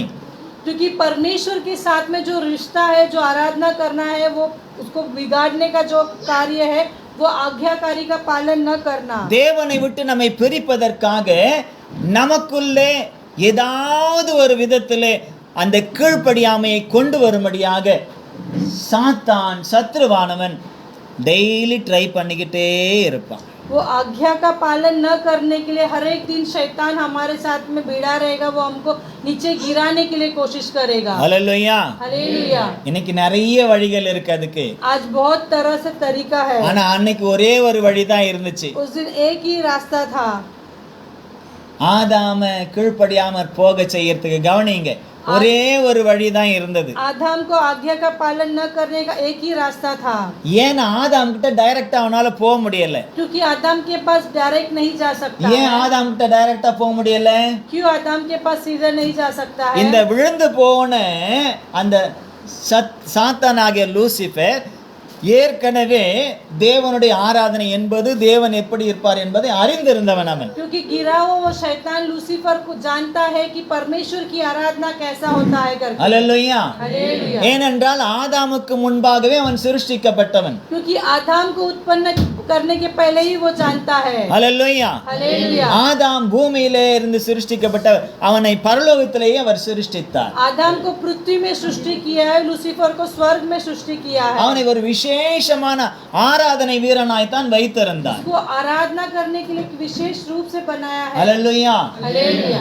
ஆகவே அவனுக்கு தேவனை குறித்து தெரியும், इसलिए उसको परमेश्वर के बारे में தேவ पता है। தன்மை குறித்து தெரியும், परमेश्वर के बारे में उसको தேவனுடைய पता है। மகிமை குறித்து தெரியும், उसकी महिमा को वो தேவ जानता है, பிரசன்னத்தை குறித்து தெரியும், प्रशंसा को वो जानता है, பரலோகத்தை குறித்து தெரியும். स्वर्ग के बारे में वो जानता है। ஆகவே इसलिए இப்போ பூமியிலே தேவன் அவருடைய சாயலின்படியும் அவருடைய ரூபத்தின்படியும் ஆதாம உருவாக்கி அவருடைய மகிமையிலும் பிரசன்னத்திலும் வைச்சிருந்ததுனால संसार में आदम को परमेश्वर ने अपने छाया में अपने रूप में बनाया था, उसकी प्रशंसा करने के लिए। பக்கத்துல போறதுக்கு பயம். उसके बगल में जाना डर लगता நான் है। நினைக்கிறேன் எப்படி பயந்திருப்பான் தெரியுமா? वो क्यों डरते थे? இது ஆதாமா இல்ல தேவனா? ये आदम है या परमेश्वर है करके सोच में पड़ गए। இது ஆதாமா தேவன்? ये आदम है या परमेश्वर है? ஆதாம் நினைச்சுக்கிட்டு आदम தேவன் கிட்ட போயிட்டா सोचकर परमेश्वर के पास जाने से அவ்வளவுதான், ஜோலி முடிஞ்சது कहानी समाप्त हो जाएगा। இல்லையா? ஹலோ, கவனிங்க, கோட்டை விட்டீங்க அப்புறம் ஆசீர்வாதமே இல்லாம போயிடும். अगर छोड़ देगी तो आप आशीर्वाद खो जाओगे।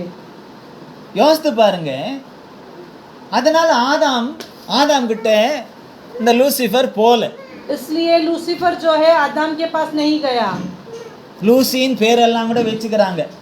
लूसी करके नाम भी रखते हैं कई लोग, யாரை நினைச்சு வச்சாங்கன்னு தெரியல. किसको सोच कर रखा नहीं पता।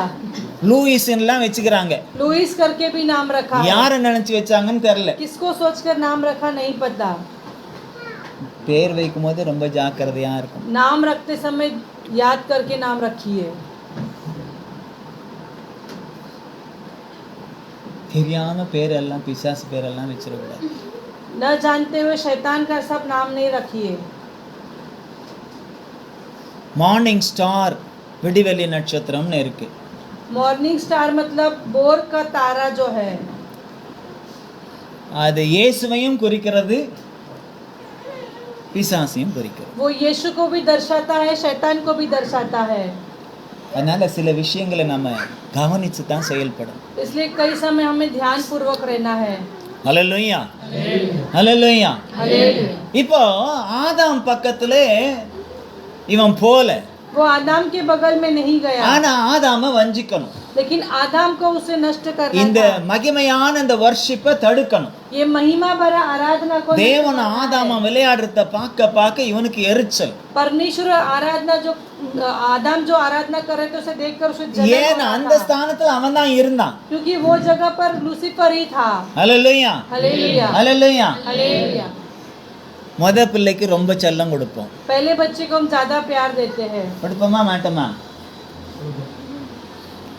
என்ன சொல்றது ஹிந்தில? லாடா லபக்கா?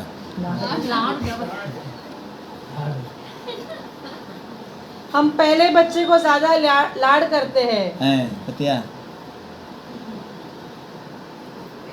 ரெண்டாவது ஒண்ணு அதை விட விசேஷமா வந்துருச்சுன்னு வைங்களேன்.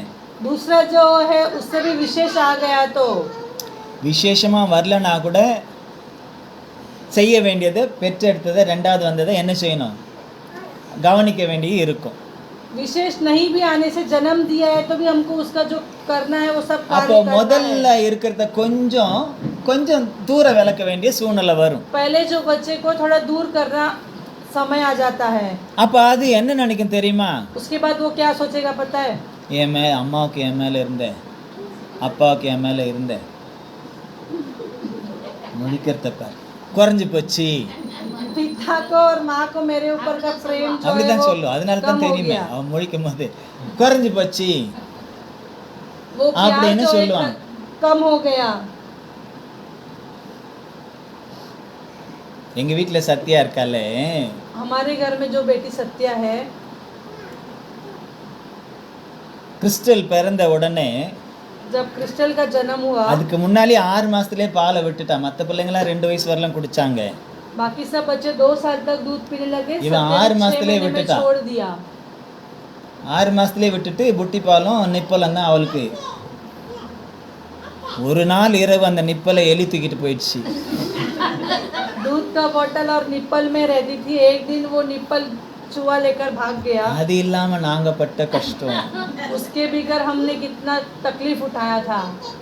அடுத்த நாள் வாங்கி வாயில வைக்கிறவரெல்லாம் அது பிரச்சனையா தான் இருந்தது. दूसरे दिन लेकर उसके मुंह में रखने तक वो तकलीफ था. அவ சீக்கிரமா பாலை விட்டதுனால அவங்க அம்மாவையும் அவங்க அம்மா பக்கத்துல படுக்கிறதையும் சீக்கிரமா விட்டுட்டான். उसकी माँ के बगल में भी नहीं सोते और जल्दी दूध छोड़ दिया. इसलिए அதுக்கப்புறம் கிறிஸ்டலும் சீக்கிரம் பிறந்துட்டானா. उसके बाद क्रिस्टल का जन्म हो गया. அதனால டோட்டலா இவ என் பக்கத்துல அதிகமா ஓட்டிட்டா. उसके बाद पूरी तरह वो मेरे बगल में आने लग गई. அதனால மற்றவங்க பார்வையில் எப்படி இருக்கும்னு சொன்னா அவ மேல தான் ரொம்ப அஃபெக்ஷன் இருக்கிற மாதிரி தெரியும். इसके लिए सब लोग कहेंगे कि उसके ऊपर ज्यादा प्यार करते हैं. அது வீட்லயும் கூட பிள்ளைங்க சொல்லுவாங்க. घर में भी बच्चे लोग कहते हैं சரி எப்படியும் ஒன்று இருந்துட்டு போட்டோம். कुछ भी होने दो. தேவன் அறிவார். परमेश्वर जानता है. கர்த்தருடைய நாமத்திற்கு மகிமை உண்டாகட்டும். परमेश्वर की नाम की महिमा हो. அது இல்லாம அவ பிறந்த உடனே மனசுல அவளுடைய அந்த சொரூபம், அந்த அவளுடைய அந்த ரூபம் அப்படி ஒட்டிடுச்சு. जब उसका जन्म हुआ उसका रूप जो है वो मेरे मन में बहुत. மற்ற பிள்ளைங்க எல்லாம் நல்ல கொழு கொழுன்னு இருந்தாங்க. सब बच्चे लोग अच्छे तंदुरुस्ती थे. 3 கிலோக்கு மேல அப்படி இருந்தாங்க. 3 किलो या 3 किलो से अधिक थे. இவன் மாத்திரமே அப்பவே ஸ்லிம்மா தான் இருந்தான். यही बहुत दुबली पतली पहले से ही थी. இந்த பார்பி பொம்மை அவளை முதல்ல போய் நான் பார்க்கும்போது பார்பி பொம்மை மாதிரி இருந்தான். पहले जब பார்த்த देखा உடனே ஒரு பொம்மை மாதிரி தான் இருந்தான். वो एक भौली की तरह, बार्बी डॉल की तरह लग रही थी. அது மனசுல இன்னைக்கும் அப்படியே இருக்குது. वो मेरे मन में वैसे ही उसका चित्र छिपा है. ஏதோ ஒரு விதத்துல சிலது நம்மை அதிகமா என்ன செய்யும், கவர்ந்து விடும். कोई एक रूप में वो अपने हमको उसके अंदर खींच लेता அதே है. போல ஆதாமுக்கும் ஏவாளுக்கும் இருந்ததா, ஆதாமுக்கும் தேவனுக்கும் இருந்ததான அந்த உறவு ஒருத்தரை ஒருத்தர் பிரிக்க முடியாத ஒரு உறவாய் இருந்தது. जो एक रिश्ता था परमेश्वर का और आदम के अंदर, वो एक दूसरे से तोड़ नहीं सकते ஆனா थे। இந்த உறவை ஏற்கனவே ஒருத்தன் அனுபவிச்சு இருக்கான் இல்லையா, लेकिन ये रिश्ता को एक जन पहले से अनुभव किया है, அவனும் விழுந்து போனதற்கு காரணம் என்ன? वो भी गिरने का कारण அவன் क्या தான் है? முதல் ஆராதனை வீரன். वही पहले आराधना का शूरवीर था, அவன் தான் ஆராதனை வீரன். वही आराधना का शूरवीर எல்லா था। இன்ஸ்ட்ருமெண்ட்டும் அவன்கிட்ட இருந்ததாம். सारी तरीके का उसके पास அவனை व्यवस्था थी। விசேஷமாய் உருவாக்கி வைத்திருந்தாராம். उसे विशेष रूप से बनाया அவனுக்கு था। உடையெல்லாம் கூட விசேஷமாய் இருந்துச்சாம். उसके पास वस्त्र भी विशेष था। அவ்வளவு விசேஷமா வச்சு எல்லா இடத்துக்கும் அவன் போலாம் வரலாம், அவ்வளவு சுதந்திரம் அவனுக்கு. वो कहीं भी जा सकता आ सकता, उसे மற்ற தூதர்கள் எல்லாம் அவனுக்கு அப்புறம் தான்.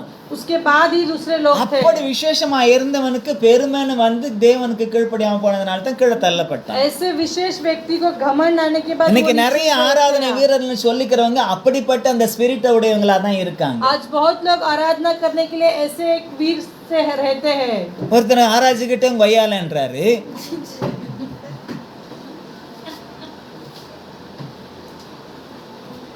அதுவும் டான்ஸ் வேற, அதுல வேற. இன்னொருத்தர் வேற மாதிரி கெட்ட வார்த்தையே சொல்றாரு.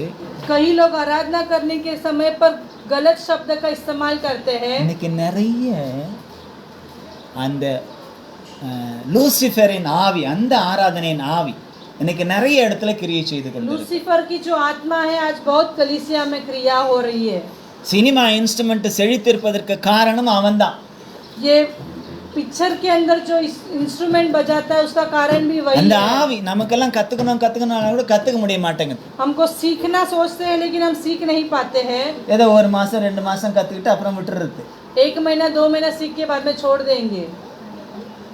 முயற்சி எடுக்கணும். उसके लिए हम तैयार होना है। எல்லாரும் கத்துக்கிட்டு எல்லாருமே இன்ஸ்ட்ருமெண்ட்டோட ஆராய்ச்சா தேவனுக்கு சந்தோஷமா தான் இருக்கும். सभी लोग सीख कर सभी लोग अपने इंस्ट्रूमेंट के साथ आराधना करेंगे तो ஆனாலும் परमेश्वर சில खुश பீட் रहेगा। இருக்கும், சில பீட் இருக்கும். कहीं स्वर उसके अंदर रहता है, அதுல ரொம்ப கவனம் செலுத்தணும். उसमें ध्यान देना है।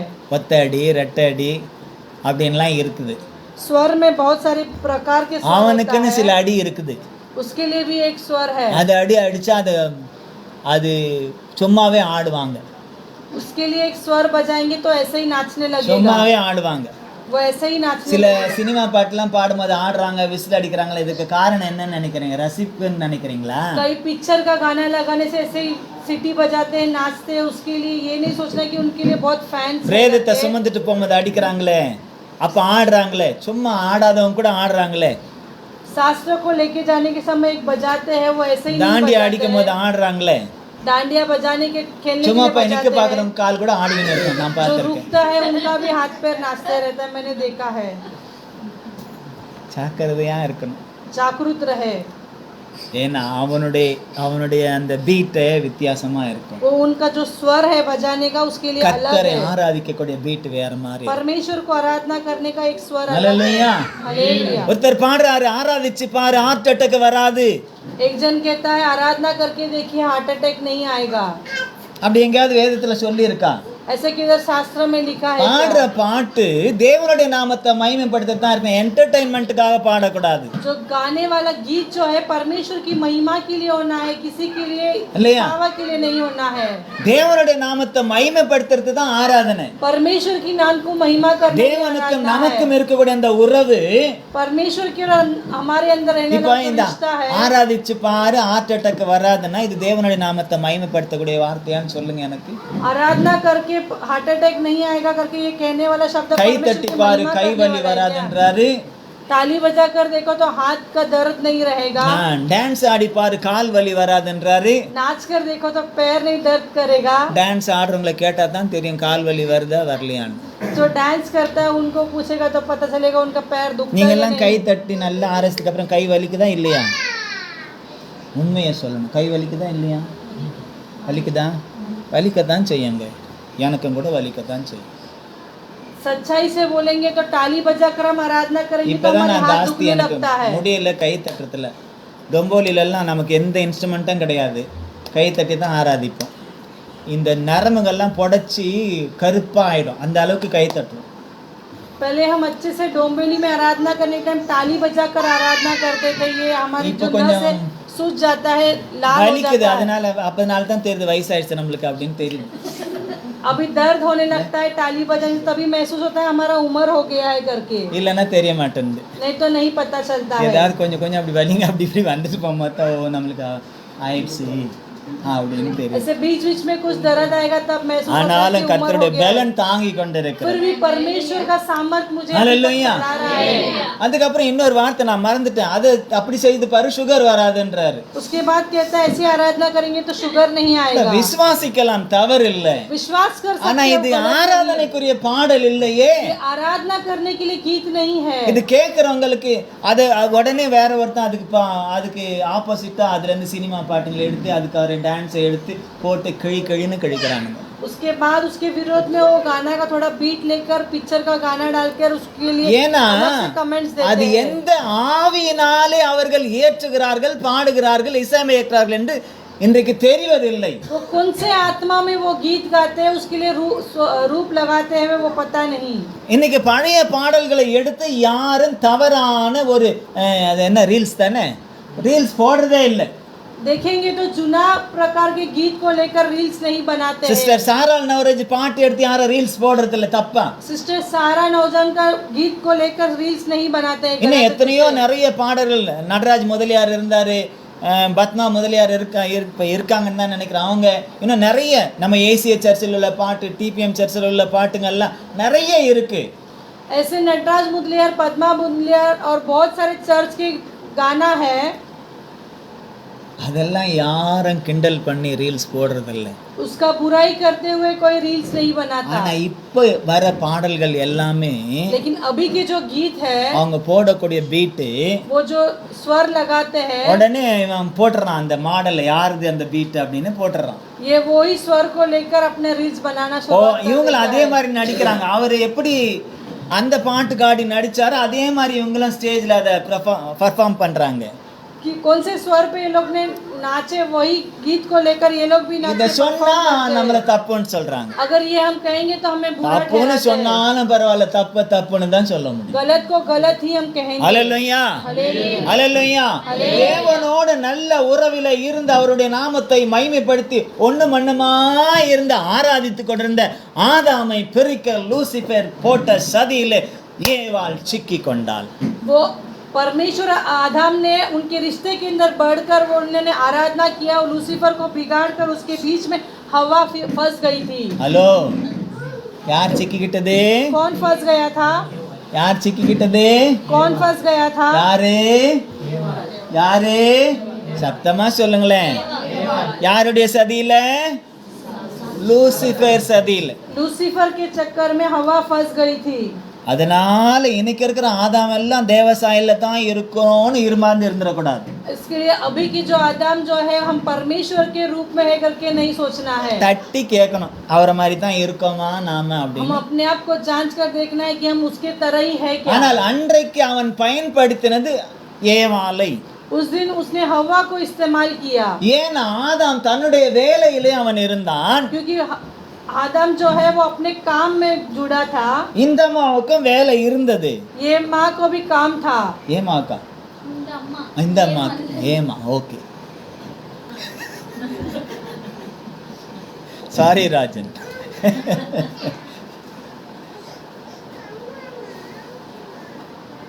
ஏவாளுக்கும் வேலை இருந்தது. हवा को भी काम था।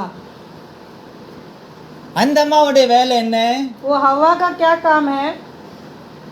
அவருக்கு வேர்த்தா கொஞ்சம் தொடச்சி கிடிச்சு விட்டு, उसको पसीना होने लगेगा पति को तो उसको पोंछना, தண்ணி வேணும்னா பக்கத்துலேயே 4 நதி ஓடுது, அதுல இருந்து கொஞ்சம் தண்ணியை கொண்டு வந்து கொடுத்து, पानी की जरूरत रहेगा तो 4 नदी बह रहा था उसमें பசி पानी எடுக்கிற लाकर நேரத்துல देना, அவர் பசி எரிஞ்சு பழங்கள் எல்லாம் பறிச்சுட்டு வந்து கொடுத்து, उनका भूख को जानकर झाड़ से फल को लाकर देना।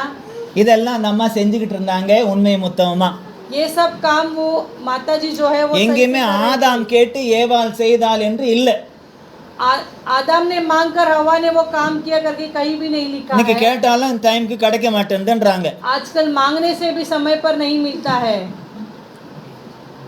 மாங்கே சே துமே மிலேகா பாட்டு இருக்குது, கேட்டாலும் கிடைக்க மாட்டேங்குது இல்லை அப்படின்னு சில பேர் புள்ளத்துக்குள்ள நினைக்கிறது எனக்கு கேட்குது. சரி போட். ஏவாள் அம்மா செய்தது சரியாய் அவர்களும் செய்து கொண்டுதான் இருந்தார்கள். हवा ने भी सही काम कर रहे थे. இவன் லூசிபர் பார்த்துக்கிட்டே இருந்தான், எப்படியாவது இதை உடைக்கணுமே, இந்த ஆராதனை உடைக்கணுமே, இந்த உறவை உடைக்கணுமே, இந்த ஆராதனை ஒண்ணுமில்லாம செய்யணுமே. लूसीफर देख रहा था ये आराधना को कैसे तोड़ना है, इनके रिश्ते को कैसे तोड़ना है करके. நம்மளை தள்ளிட்டு தேவன் ரொம்பதான் ஆதாம ரொம்பதான் அவன் கூட ரொம்ப பழக்கம் பேசுறாரு, அவன் கூட ரொம்ப டைம் ஸ்பெண்ட் பண்றாரு, அவன் கூடவே ஜாலியா இருக்கிறாரு, நம்மள ஓரம் ஒதுக்கிட்டாரு. मेरे को छोड़कर ये आदम के साथ बहुत अच्छे से रहता है, अच्छा उनका अंदर रिश्ता है करके उसके अंदर एक जलन இதை हुआ. எப்படி தகர்க்கிறது? उसे कैसे எனக்கு रुकावट கிடைக்காது, करना है. யாருக்கும் கிடைக்க கூடாது. मुझे नहीं मिलेगा तो किसी को भी नहीं मिलना ஹலோ, है. என்னது எனக்கு கிடைக்காது, யாருக்கும் கிடைக்க கூடாதுன்னு நினைக்கிற ஆவி லூசிஃபரின் ஆவி. मुझे नहीं मिलेगा तो किसी को नहीं मिलना, ऐसे आत्मा किसके अंदर था? लूसीफर के अंदर था. கெடுக்கிற ஆவி லூசிஃபரினுடைய ஆவி. नष्ट करने की आत्मा जो है लूसीफर के தகப்பன் अंदर था. பிள்ளைக்குள்ள இருக்கக்கூடிய உறவை கெடுக்கக்கூடிய ஆவி லூசிஃபரின் ஆவி. पिता और बच्चे के बीच में के अंदर का रिश्ता को तोड़ना का आत्मा जो है लूसीफर का है. இத சில தாய்மார்கள் செய்யறத நான் பார்த்திருக்கேன். कई माता लोग करते इसे मैं देखा है. ஓயாம தகப்பனை பத்தி தேவையில்லாம பிள்ளைங்க கிட்ட சொல்லி தகப்பனை வந்து ஒரு வில்லனா மாத்திடுவாங்க. बार बार अपने पिता के बारे में बच्चे को पूरा सिखाकर पिता को विलन बना देते हैं बच्चों की नजर में. சின்னதுல பிறந்ததுல இருந்து பிள்ளைங்க ஆணா இருந்தாலும் பெண்ணா இருந்தாலும் தகப்பனுடைய அந்த வாசத்தை பட்ட உடனே அந்த தகப்பனோட ஒட்டிடாங்க.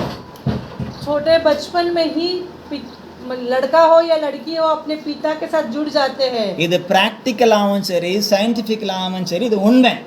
वो प्रैक्टिकल हो या विज्ञान के रूप में हो वो सच है. ஆனா கொஞ்சம் அப்படி வளர जब थोड़े बढ़ने लगते हैं तब எனக்கு எல்லாம் எங்க அப்பா தான் எனக்கு ஹீரோன்னு சொன்னவங்க, ये सब मेरे लिए मेरा पिता ही हीरो कहने இது वाले என்ன सब பெத்தது நானும் ஓயாம அப்பா குட்டியே போகுது. जन्म दिया मैं क्या सब कुछ के लिए पिता करके पिताजी के पीछे जाता है. ஏதாவது பண்ணணுமே, कुछ तो करना है, ஏதாவது செய்யணுமே. कुछ तो कार्य करना है. அதுக்கு தான் நிறைய நேரம் இருக்கு. इसके लिए बहुत समय है. அம்மா பிள்ளைகள் இருப்பதற்கு நேரம் நிறைய இருக்கு. माँ और तनित बच्चे इरपद के साथ अलग से इरपद रहने के लिए समय बहुत है. அப்ப என்னெல்லாம் செய்யலாம்? இந்தியில சொல்லு. அது तभी क्या सब चुगली कर सकते हैं. இந்த வார்த்தை எல்லாம் நல்லா இருக்கு, அதனால தான் சொல்ல. ஏன்னா என் கண் கூட இதை நான் பார்த்து இருக்கிறேன். क्योंकि मैं अपने नजरों के सामने देखा है ये सब काम. இன்னக்கும் சில பிள்ளைங்க அவங்க அப்பாவை பார்க்கும்போது அப்பான்னு கூட கூப்பிடுறது இல்லை. आज के जमाने में भी कई बच्चे हैं अपने पिता को पिता நல்லா நீங்கள கூட யோசித்து பாருங்க, உங்க வீடுகள்ல கூட आप भी आपके घर பிள்ளைங்க में அம்மா सोचते அம்மான்னு रहिए। கூப்பிடுற பிள்ளைங்க அதிகமா, அப்பான்னு கூப்பிடுற பிள்ளைங்க அதிகமா. माँ करके बुलाने वाले बच्चे अधिक है या पिता करके बुलाने वाले बच्चे अधिक है? ஏமாக்கா அம்மான்னு கூப்பிடுற பிள்ளைங்க தான் அதிகம் இல்ல? நான் சொல்லவே இல்லை. என் வீட்டுல அப்பா தான் பரிசு. ரெண்டு அப்பா தான் கூப்பிடுவேன். எனக்கு வேணாம் தத்தடிக்கிறேன். அதை பேர் அவன் எப்படி கொஞ்சம் நிற்கிறான் ஒன்னு. ஞானம் வந்துச்சு அதனால சும்மா ஆச்சு திட்டுறாங்களா? அதாவது இது உலக நடைமுறையில இருக்கிறத நான் சொல்றேன், யாரையும் நான் சொல்லல, உலக நடைமுறையில किसी இருக்கிறத. को दोषी नहीं ठहराता हूँ. संसार में ऐसे चलता है कार्य. பிள்ளைகள் வளர்ந்து வரக்கூடிய சூழ்நிலையில जब बच्चे बड़े होकर आते उस समय पर கணவன் மனைவிக்குள்ள நிறைய கொடுக்கல் வாங்கல் இருக்கும். पति और पत्नी के बीच में बहुत सारा लेन देन होता है. கொடுக்கல் வாங்கல்னா புரியும்னு நினைக்கிறேன். लेन देन आप समझ सकते हो. வாயால கொடுக்கறது, கையால கொடுக்கறது இல்லையா? கொடுக்கல் வாங்கல் இருக்கும், நிறைய இருக்கும். ஆனா அன்னைக்கெல்லாம் அப்படி கொடுக்கல் வாங்கலோட நிறையவே இருந்தாங்க. ऐसे लेना देना बहुत था. எங்க அப்பா எங்க அம்மா மாதிரி அடி வாங்கினவங்க யாரும் கிடையாது எங்க அப்பா கிட்ட. मेरे माँ के जैसे मार खाया हुआ मेरे पिता से कोई नहीं அவங்க है. அடி வாங்குறது என் கண்ணுல அப்படித்தான் என்ன சொல்றது அப்படி வரும், ये लोग मार खाएंगे तो கோபமும் मेरे வரும். मेरे को बहुत गुस्सा आता है। இதை கேட்கணும்னா சில நேரத்தில் நமக்கு இருக்கவே முடியாது. अगर जाके पूछना है तो हम नहीं पूछ सकते हैं। இதெல்லாம் ஓயாம சொல்லி இதெல்லாம் கேட்டுக்கிட்டு இருக்கிறது. ये कि बार बार यही बोल के सुनाते हैं। ஏன் திரும்பி திரும்பி சொல்றோம்? क्यों बार बार हम ஏன் बोलते हैं? ஆவியானவர் மறுபடியும் மறுபடியும் உணர்த்துறார்? क्यों पवित्र आत्मा बार கொஞ்சமாவது बार உணர்வடையணுன்றதுக்காக தான். थोड़ा तो भी महसूस करना है। ஆனா இப்போ இந்த 84 85 வயசு வரல இருந்துட்டு போனாங்க. सवाल 84-85 उम्र हो गया அவர் था। 50 வயசுல போகும்போது இவங்களுக்கு 40 வயசு. जब मेरे पिता 50 साल में गए, मेरे माँ का 40 उम्र था। ஆனா அந்த நாட்கள்ல கூட அவ்வளவு அடி வாங்கி கூட எங்க அப்பாவை ஒரு வார்த்தை தப்பா எங்க கிட்ட சொன்னதே கிடையாது. इतना मार खाने के बावजूद भी मेरे पिता के बारे में एक शब्द भी हमारे पास அப்படியே बोला நாங்க नहीं கேட்டா किया। கூட ऐसे हम सुनने से இது உங்களுக்கு தேவையில்லாத விஷயம்னு ये சொல்லிடுவாங்க. आपके लिए जरूरतमंद नहीं है। லோ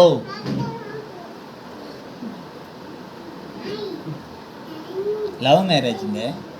प्यार करके ही शादी किया था। அன்றைய லவ்வுக்கும் இன்னைக்குடைய லவ் ஜவ்வுக்கும் வித்தியாசம் நிறைய இருக்கு. तभी का प्यार में और अभी का प्यार में फर्क है। அன்னைக்கு உண்மை இருந்தது.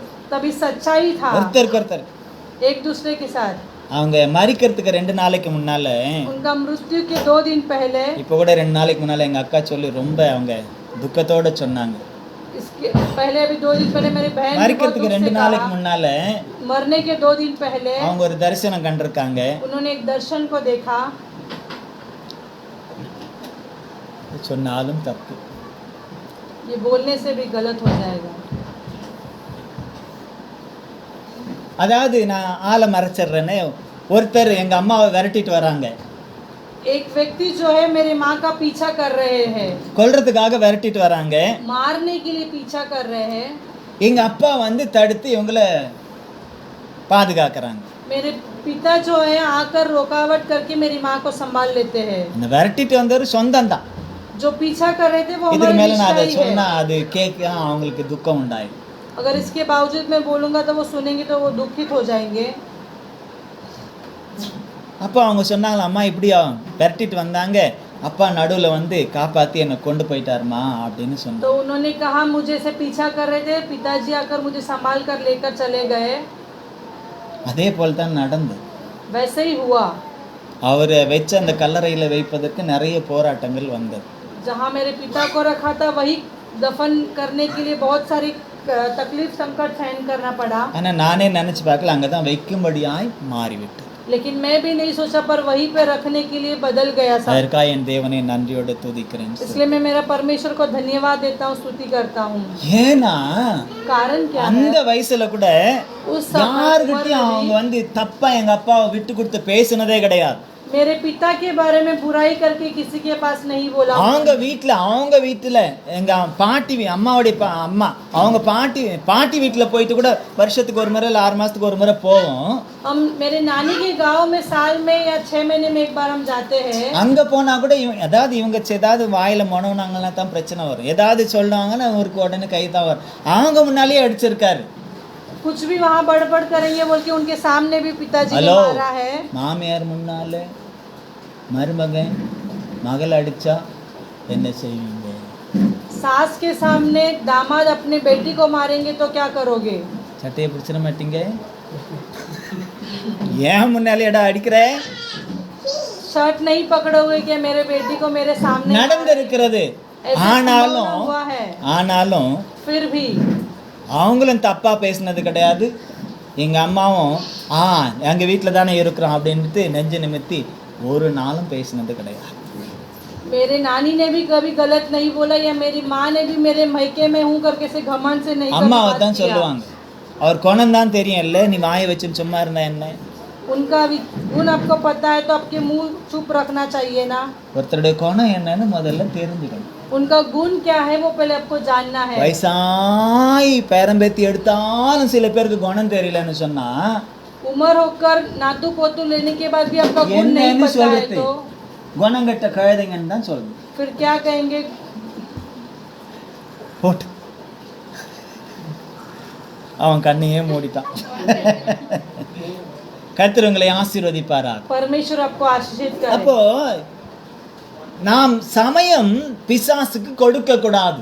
हम समय जो है शैतान ஆணா ने नहीं இருந்தாலும் देखा है। பெண்ணா இருந்தாலும் இந்த காலத்துல யாரும் அவன் வந்து நமக்கும் தேவனுக்கும் இருக்கக்கூடிய அந்த உறவை கெடுப்பதற்கு நாம் சமயம் கொடுக்க கூடாது. स्त्री हो या पुरुष हो, हमारे बीच के अंदर का वो रिश्ते के तोड़ने के लिए हम समय नहीं देना है। கணவன் மனைவிக்கும் இருக்கக்கூடிய அந்த உறவை உடைப்பதற்கு எந்த பிரச்சனையும் ஒரு காரணமா இருக்கக்கூடாது. पति और पत्नी के बीच का वो रिश्ते को तोड़ने के लिए कोई कारण नहीं தகப்பனுக்கும் होना है। பிள்ளைக்கும் இருக்கக்கூடிய உறவை உடைப்பதற்கு எந்த ஸ்திரீகளும் முயற்சி செய்யக்கூடாது, எந்த தாய்களும் पिता கிரியை और செய்யக்கூடாது. बच्चों के बीच के रिश्ते को तोड़ने के लिए कोई माता लोग उसके लिए नहीं तैयार करना है। அப்படி உடைத்தால் ऐसे वो रिश्ते को तोड़ने கண்ணீர் से விட வேண்டியது நீங்களா தான் இருப்பீர்கள். आंसू बहाने वाले केवल आप ही लोग रहेंगे। அல்லேலூயா, हालेलुया, அல்லேலூயா, हालेलुया, அல்லேலூயா. हालेलुया। ஏவாளை கொஞ்சம் வீட்டுல போய் தியானிச்சு பார்த்தீங்கன்னா हवा के बारे में आप घर पे जाके जरा ध्यान அவங்க करके செய்த देखो। அந்த காரியத்தினால அவங்களுக்கு தான் அதிகமான கண்ணீர். उन्होंने किया वो कार्य को देखकर वो उनको ही ज्यादा आंसू बहने பிரசவ लगा। நேரத்துல கண்ணீர், वो डिलीवरी के टाइम पे उनको आंसू, பிள்ளைகள் கொலை செய்யப்படும் பொழுது அதிகமான கண்ணீர், बच्चे को हत्या करने के समय आंसू बहाना, பிசாசுக்கு செவி கொடுத்ததுனாலே கண்ணீர். शैतान के बातों को सुनने से वो आंसू बहाने लगे। அதுக்கப்புறம் அந்த உறவு, அந்த ஆராதனை உடைக்கப்பட்டதினால்தான் என்ன ஆனது, उसके बाद जो रिश्ता जो है वो आराधना के लिए तोड़ दिया। கணவன் மனைவிக்கு இருந்தக்கூடிய அந்த உறவும் உடைப்பட்டது.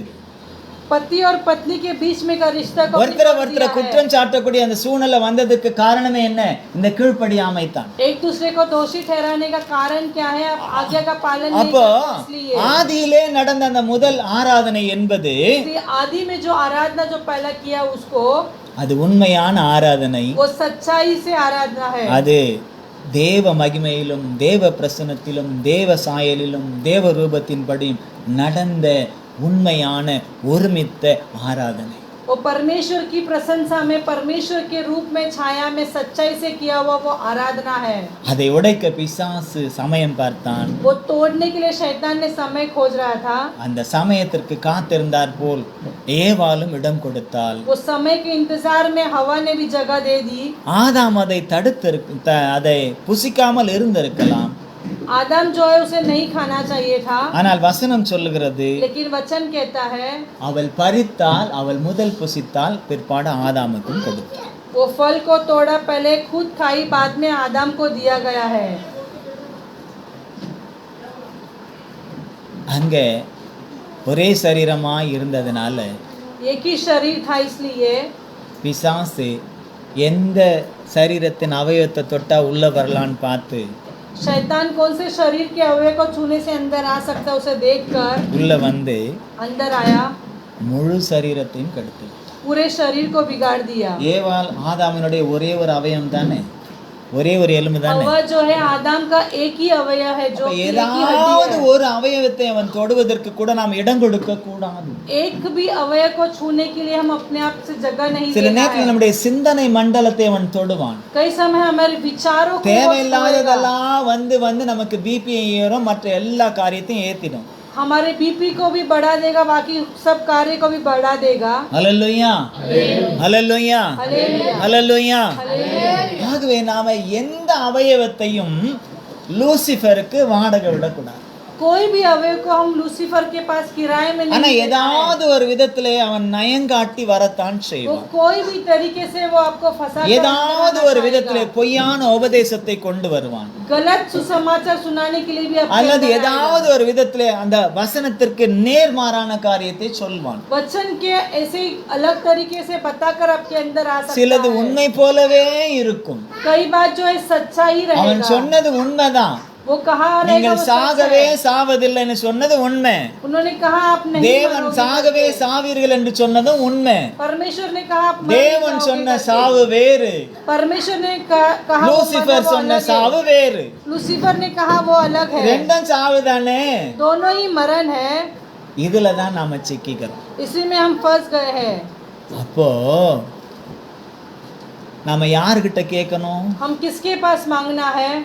யாருகிட்ட கேட்கணும்? हम किसके पास मांगना है? யார் பேச்சை கேட்கணும்? हम किसकी बात सुनना நமக்கு है? முதல் நமக்கு சொல்லி கொடுத்தது யாரு? पहले हमें किसने நம்மள सिखाया है? உருவாக்குனது யாரு? हमें उत्पन्न कौन किया? நம்மோடு ஒண்ணு மண்ணுமா இருந்தது யாரு? हमारे साथ कौन था? நம்மோடு கூட பிரியமா இருந்தது யாரு? हमारे साथ प्रयास से அவங்க கிட்ட कौन था? சொல்லணுமா இல்லையா? उसके पास बताना है या சகோதரி கூட नहीं? சாட்சி சொன்னாங்க, अभी बहन ने भी மயக்கம் गवाही வந்துச்சு, दिया। உடனே எந்தெந்த ஹாஸ்பிட்டலுக்கெல்லாம் போனேன்னு தான் யோசித்தாங்க. मुझे चक्कर आ रहा था, मैं कौन से दवाखाना जाना, मैं वही सोच रही थी। இது முதல் தவறு. ये गलत है। ரெண்டாவது, दूसरी बात जो है, பரவாயில்ல, வசனத்தை வாசித்து ஜெபம் பண்ணாங்க. उन्होंने वचन को पढ़कर उन्होंने प्रार्थना ஆனால் அது ஜெபிக்கும் போது விசுவாசத்தோடு இதை நான் சுதந்தரிக்கிறேன், वो प्रार्थना करने के टाइम विश्वास से அந்த आप விசுவாசத்தோடு स्वीकार करना है। அது சரிதான். அதுக்கப்புறம் மூணாவது என்ன சொன்னாங்க? इसके बाद மகனுக்கு तीसरा ஃபோன் उन्होंने कहा, பண்ணேன். बेटा को मैंने फोन किया। பேட்டா என்ன சொன்னா, நான் வேலையில இருக்கேன், ஒரு அரை மணி நேரம் பார்த்துட்டு வரேன். बेटा ने कहा आधा घंटे के बाद मैं आऊंगा। ஆனா உங்களுக்காக ஜெபிக்க நாங்கள் இருக்கோம். लेकिन आपके लिए प्रार्थना करने के लिए हम है यहाँ पर। ராத்திரி 12-1 மணிக்கு எழுப்பி ஜெபம் பண்ண சொன்னாலும் பிரச்சனை இல்லை. रात को 12-1 बजे उठकर प्रार्थना करने बोलेंगे तो भी कोई समस्या அதற்காகத்தான் नहीं। கர்த்தர் வைத்திருக்கிறார். इसलिए परमेश्वर ने हमें रखा உங்களுக்கு है। நான் ஏற்கனவே நிறைய முறை சொல்லி இருக்கேன். ये आपको मैंने कई बार बोला है। ஏதாவது ஒண்ணுனா முதல்ல தெரிவிக்க வேண்டியது கர்த்தரிடத்துல, कोई भी कार्य हो पहले आपको परमेश्वर को बताना है। ரெண்டாவது கர்த்தருடைய ஊழியக்காரரிடத்துல, दूसरा जो है परमेश्वर के सेवक को बताना அதுக்கப்புறம் है। கர்த்தர் என்ன ஆலோசனை சொல்கிறார் அதன்படி நாம் செய்ய வேண்டும். परमेश्वर क्या आपको बताता है उसके अनुसार आपको चलना हालेलुया। है। हालेलुया। ஹல்லேலூயா, हालेलुया। ஹல்லேலூயா. हालेलुया। ஆகவே எந்த விதத்திலும், எந்த ரூபத்திலும், எந்த சூழ்நிலையிலும் அந்த பிசாஸ், அந்த லூசிஃபர் நம்மை வஞ்சித்து இந்த விசேஷித்த தேவனுக்கும் நமக்கும் இருக்கக்கூடிய இந்த உறவாகி ஆராதனை உடைப்பதற்கு நாம் இடம் கொடுக்க கூடாது. कोई भी कारण से लूसीफर को हमारी आराधना को, हमारे रिश्ता को नष्ट करने के लिए हम अपने आप को जगह नहीं देना है। இடம் கொடுத்தால், यदि आप जगह ऐसे दे दोगे तो, அப்படி இடம் கொடுத்ததுனால தான் இன்னைக்கு மீட்கப்பட்டிருந்தாலும் சில காரியங்கள், சில வேதனைகள், சில வலிகள் எல்லாம் இருந்து கொண்டுதான் இருக்கிறது. जगह नहीं दिए फिर भी हम कहीं तकलीफ संकट को सहन ஏசு அந்த करना पड़ता है। ஆத்ம மரணத்திலிருந்து நம்மளை மீட்டெடுத்திருந்தாலும் यदि परमेश्वर वो आत्मा का मृत्यु से हमें छुटकारा पाया होगा तो சரீரத்திலே சிலதை நாம் அனுபவித்துக் கொண்டு இருக்கிறோம். शरीर में हम कुछ समस्याएं झेल रहे हैं, ஆனாலும் लेकिन அவருடைய பலத்தினாலும் அல்ல, பராக்கிரமத்தினாலும் அல்ல, அவருடைய ஆவியினாலே ஆகும் என்று சொன்னதை उनका போல बल से, सामर्थ्य से नहीं, उनकी आत्मा से हो सकता அவருடைய है। ஆவியின் பலத்தினாலே இந்த சரீரத்திலே வரக்கூடிய பலவீனங்களை மேற்கொண்டு வருகிறோம். स्वर्गीय बल से हमको ताकत मिलता है शरीर में। அப்ப முதல் ஆராதனை என்பது எப்படிப்பட்டது? पहला आराधना जो कैसा रहना है, ஆதாம் ஆராதிக்காமல் இல்லை, आदम आराधना नहीं किए ऐसे ஆதாமை नहीं। போல ஆராதித்தவர்களும் இல்லை. आदम के जैसे आराधना नहीं की ऐसे कोई नहीं कर हालेलुया। सकता है। ஆதாமை போல ஆராதிச்சவங்க யாராவது இருக்காங்களா? அதுக்கப்புறம் ஒருத்தரும் இல்லை. அவ்வளவு நெருக்கமாக தேவனோடு கூட அமர்ந்து அவர் பேச, இவன் பேச, அவர் விளையாட, இவன் விளையாட, ஐயோ விட்டுட்டோமே, மிஸ் பண்ணிட்டோமே, இழந்துட்டோமேன்றது இன்னைக்கும் துக்கமா இருக்கு. परमेश्वर के साथ रहकर, मिलकर, जुड़कर, आराधना कर कर, खेल कर, वो समस्या हमने अभी खो गए हैं। இந்த உறவை புதுப்பிக்கத்தான் இயேசு இந்த பூமியிலே அந்த பாவ மனுஷ சாயலை ஏற்று கடந்து வந்தார். यही रिश्ता को फिर से जिलाने के लिए पवित्र आत्मा परमेश्वर इस संसार में वापस आया இந்த है। ஆராதனையை மறுபடியும் நாம் அவரோடு சேர்ந்து ஆராதிக்க வேண்டும் என்பதற்காகத்தான் அவருடைய இரத்தத்தை சிந்தினார். ये आराधना फिर से उनके साथ जुड़कर करने के लिए ही परमेश्वर ने இந்த ஆராதனை மறுபடியுமாய் தேவனோடு இணைந்து அவருடைய நாமத்தை மகிமைப்படுத்த வேண்டும் என்று தான் அவரையே பலியாய் நமக்காக மாற்றினார். वैसे आराधना हम परमेश्वर के साथ मिलकर करने के लिए परमेश्वर ने अपने आप को बलि दे दिया இயேசு है। பலியானதும் அதுவும் ஒரு ஆராதனை. परमेश्वर ने बलि दिया है, वो भी एक तरह की ஆசரிப்பு आराधना கூடாரத்திலே है। ஒருவன் உள்ளே வருவதற்கு முதலாவது என்ன செய்யணுமோ அதை செஞ்சுட்டு தானே உள்ள வரணும். அதே போல இப்ப நாம் பரலோகம் போய் இந்த முதல் அந்த ஆராதனையில நாம் மறுபடியும் கலந்து கொண்டு ஆராதிப்பதற்காக பலியாக வேண்டிய நாம் நம்முடைய பாவத்தை எல்லாம் இயேசு கிறிஸ்துவின் மேல் சுமத்தி அவர் நமக்கு பலியானதினாலே இப்போது நாம் பரலோகம் போய் அவரை அந்த முதல் ஆராதனையில நாம் கலந்து கொள்வதற்கு அது நமக்கு உறுதுணையாய் ஒத்தாசையாய் இருக்கிறது. जैसे हम कलीसिया के आने के पहले हम अपने आप को अपना चमड़ा उतार कर किस तरह से हम आराधना के लिए आना है, वैसे ही स्वर्ग राज्य में जाने के लिए परमेश्वर ने हमारे लिए हमारे पापों के लिए क्रूस पे बलि चढ़ाया, ताकि हम पहली आराधना स्वर्ग में जाके हम परमेश्वर के साथ कर सके. இது நமக்கு கிடைச்ச ஒரு நல்ல சான்ஸ். ये हमारे लिए दिया हुआ एक अच्छी अवसर है. இதை நாம பயன்படுத்தி கொள்ளணும். इसे हमें उपयोग करना है. இதை பயன்படுத்தலைன்னா अगर इसे हम नहीं उपयोग करने से அதுக்கப்புறம் எப்பவுமே பயன்படுத்த முடியாது. उसे हम कभी इस्तेमाल नहीं कर सकते हैं. ஆகவே இந்த பூமியிலே இருக்கும் பொழுது इसलिए संसार में रहने के பரிசுத்த समय ஆவியானவர் அதற்காய் நம்மை ஆயத்தப்படுத்தும் பொழுது पवित्र आत्मा हमें तैयार करने के समय உண்மையாக அவருடைய கரத்தில் நம்மளை ஒப்பு கொடுத்து सच्चाई से हम परमेश्वर के हाथ அவர் में சொல்லக்கூடிய सौंपकर, வார்த்தைகளுக்கும் வசனத்திற்கு நாம் கீழ்ப்படிந்து उन्होंने दिया हुआ इस वचन को आज्ञा का पालन करते சத்தியத்திற்கும் हुए உபதேசத்திற்கு நாம் கீழ்ப்படிந்து सत्य को और उनके उपदेश को हम அந்த ஏதேன் தோட்டத்தின் உறவு மறுபடியும் புதுப்பிக்கப்படும்படியாக ये एदेन वाटिका की जो रिश्ता है उसे फिर से जिलाने के लिए இப்பொழுது ஆவியானவரோடு கூட நாம் ஒருமித்து இருப்போம். अभी हम पवित्र आत्मा के साथ जुड़ सकते हैं. அதே ஆவியானவர் தான் இயேசுவின் நாமத்தினாலே அந்த முதல் ஆராதனைக்கு நம்மை கொண்டு செல்வார். वही पवित्र आत्मा हमें पहली आराधना को करने के लिए அந்த हमें இழந்து निकल போன जाने के लिए உறவை इस्तेमाल புதுப்பிக்கும்படியாக அந்த இயேசு கிறிஸ்து எவ்விதமாய் தன்னை ஒப்பு கொடுத்து இன்றைக்கு பிதாவின் வலது பாரிசத்தில் அமர்ந்திருக்கிறாரோ அவரும் நம்மை வந்து அழைத்து கொண்டு करेगा. वो போவார். खोया हुआ रिश्ता को फिर से पाने के लिए हम परमेश्वर के दाहिने और रहकर आराधना அப்பொழுது करेंगे. परमेश्वर हमें ले जाएगा. பிதாவாகிய தேவனும் நமக்காய் பலியான குமாரனாகிய கிறிஸ்துவும் இப்பொழுது நம்மை ஆயத்தப்படுத்தி கொண்டிருக்கிற பரிசுத்த ஆவியானவர் எல்லாம் ஒன்றர கலந்து हमारे लिए पिता और हमारे लिए मारा गया पवित्र पुत्र और हमारा पवित्र आत्मा जो हमें तैयार कर रहा है, हम सब एकत्रित मिलकर அன்றைக்கு ஆதாமும் தேவனும் ஒண்ணு மண்ணுமாய் உறவாடி மகிழ்ந்த அந்த ஆராதனை उस दिन आराधना करने के लिए आदम और यीशु ने एकत्रित हुआ वो आराधना அதே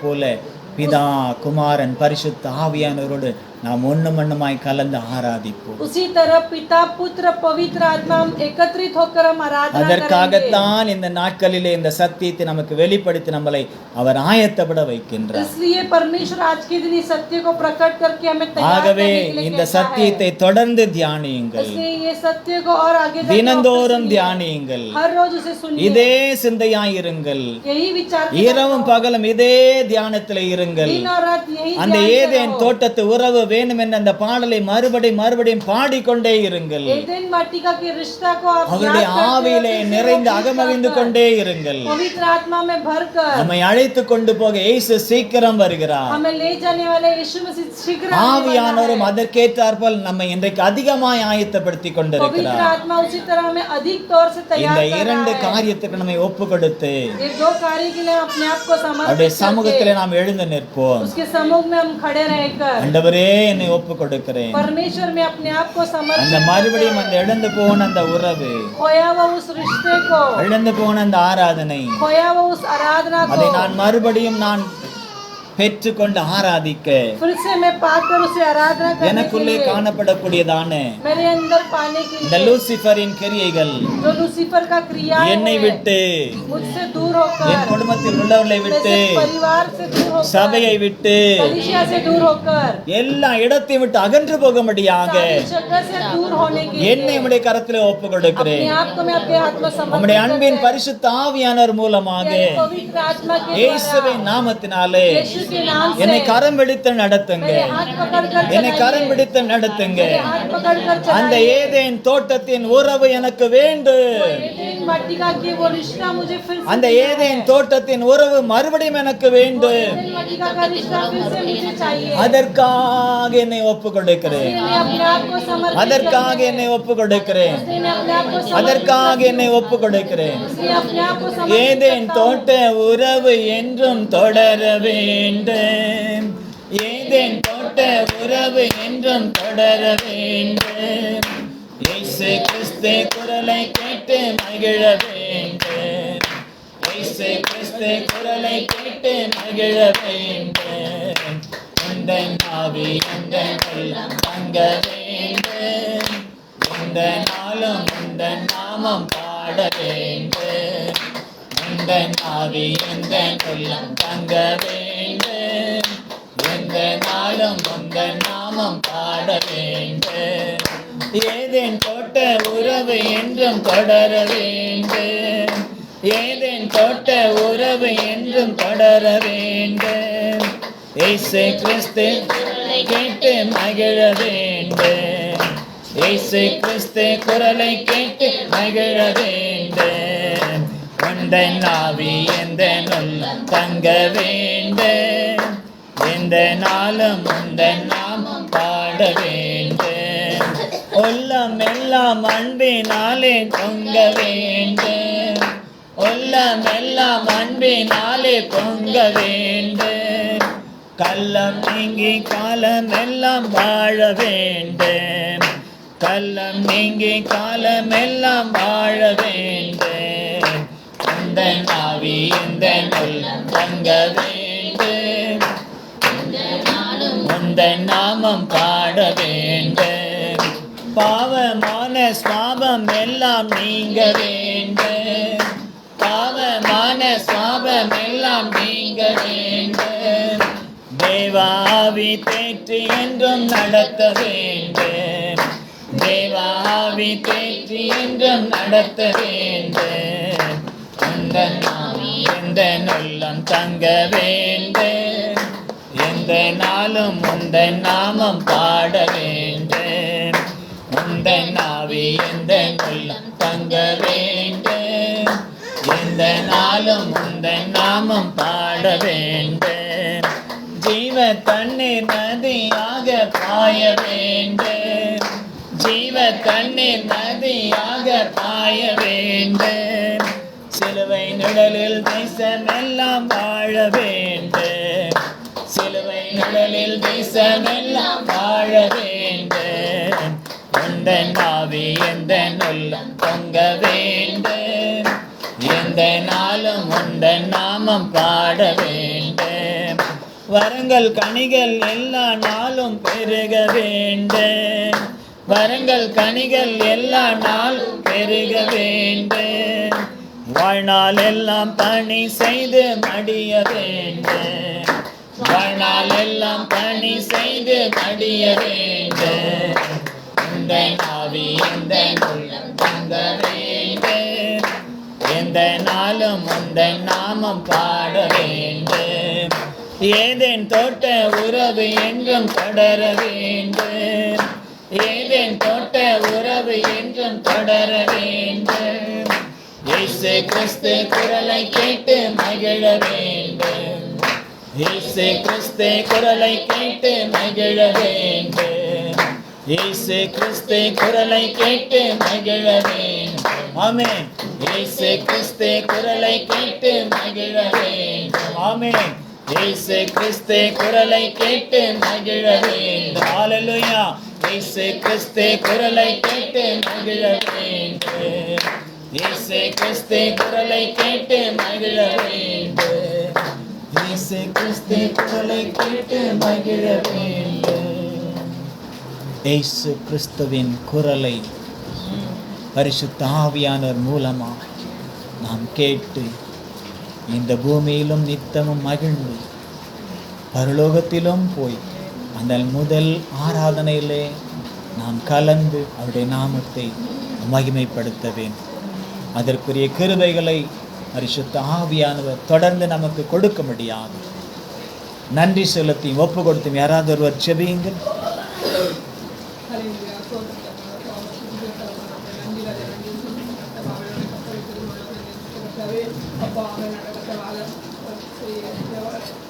தேவன் கத்தவை கத்தவை மூடு கத்தவை நீச்சு கற்பனை அதே போல நம்ம கத்த ஒரு நாள் கத்தவை மூடி இணைந்து மூடி நீச்சு கத்த உறவுகளை கத்த ஈர்த்து மூடி தாயிலே கட்டி மொக்க ஜீவித உலகை கட்டி கத்த நிற்கணும் வெண்முறை செலுத்துறப்பா என் தேவனை கத்த எங்களுக்காக எத்தனை நாள் தந்துக்கு எத்தனை நாள் கத்த ஒரு நாள் கத்தவே மூடு வாட மூடு ஜீவிக்க முக்காக நர்சரி ஜீவிக்கிறது வெண்முறை செலுத்துறப்பா அம்மையாண்டவே ஏதோ தோட்ட உறவுகளை நிறுத்து அப்போ இன்னும் ஊழல் கத்த எங்களுக்கு செல்ல நீ திரும்ப வெண்முறை செலுத்துகிற ஆண்டவரை நன்றி ராஜா நன்றி அப்படியே நீ திரும்ப வெண்முறை செலுத்துகிற அப்பா விசுவாசம் நாங்கள் இன்னும் அதிகமாக வளர்ந்து கத்த ஆமென். திரும்ப வெண்முறை செலுத்துகிற அப்பா என் ஆமென். கத்தவே ஆமென். ஆண்டவர் சோத்திரப்பா அம்மா துதிக்கிறப்ப இந்த இடத்துல கர்த்தாவே இந்த நல்ல நல்ல வார்த்தைக்காக நன்றி அப்பா, நன்றி சோத்திரப்பா. என் தேவன் தரப்புல கர்த்தாவே பிள்ளைகிற மகனை மறுத்து வெளிப்பட்ட கிருபைக்காக நன்றி அப்பா, நன்றி சோத்திரப்பா. அம்மா துதிக்கிறது அப்புறம் கர்த்தாப்பா ஆமென் ஆண்டவரே சோத்திரப்பா. அம்மா துதிக்கிறது அப்புறம் கர்த்தாப்பா ஒரு பகுதிக்காக நன்றி ராஜா, நன்றி சோத்திரப்பா. தகப்பன கர்த்தாவே இன்னும் உலகம் மென்மேல் உயர்த்தி ஆசிரியர் வேண்டும் எச்சரிக்கிறப்பா. அரை நாட்கள் இதை விட அதிகமாக கர்த்த உலகம் மன அதிகமாக பயன்படுத்த வேண்டும் எச்சரிக்கிறப்பா.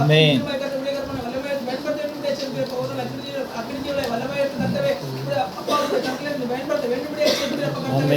ஒரு வார்த்தைகளுக்காக நன்றி அப்பா, நன்றி சோத்திரப்பா. உங்களுடைய வார்த்தைகள் ஒவ்வொரு கர்த்தாவே இந்த மனதில் பதித்து கர்த்தத்தை நெகிழ்த்து அதுபடி ஃபீல் பண்ண அப்படியே நடக்கூடிய பிள்ளைகளை இந்த மாற்ற வேண்டும் எச்சரிக்கிறப்பா. நன்றி ராஜா, நன்றி சோத்திரப்பா. துதிக்கிறது கர்த்தா ஆமென் ஆண்டவரே. சகல துதிக்கிறமையில உமக்கு செலுத்துகிறேன். இயேசு நாமத்தில் ஜெபம் பிதாவே. ஆமென். கர்த்தர் விதமாய் செய்தபடினாலும் செய்ய போகிறபடினாலும் முறை ஸ்தோத்தரிப்போம். பிதாவாகிய தேவனை நாம் ஸ்தோத்தரிப்போம். குமாரனாகிய கிறிஸ்துவை நாம் ஸ்தோத்தரிப்போம். பரிசுத்த ஆவியானவரை நாம் ஸ்தோத்தரிப்போம். என் ஆத்மாவே முழு உள்ளமே என் ஆத்மாவே கர்த்தர் செய்த மறவாதே. கர்த்தர் உங்களை ஆசீர்வதித்து உங்களை காக்க கடவே. கர்த்தர் தம்முடைய முகத்தை உங்கள் மேல் பிரகாசிக்க பண்ணி உங்கள் மேல் கிருபையாய் இருக்க கடவே. கர்த்தர் தம்முடைய முகத்தை உங்கள் மேல் பிரசன்னமாக்கி உங்களுக்கு சமாதானம் கட்டளையிட கடவே. ஆமென். அல்லேலூயா, அல்லேலூயா, அல்லேலூயா. கர்த்தர் உங்களை ஆசீர்வதிப்பாராக. ஒருவர் வாழ்த்துங்கள்.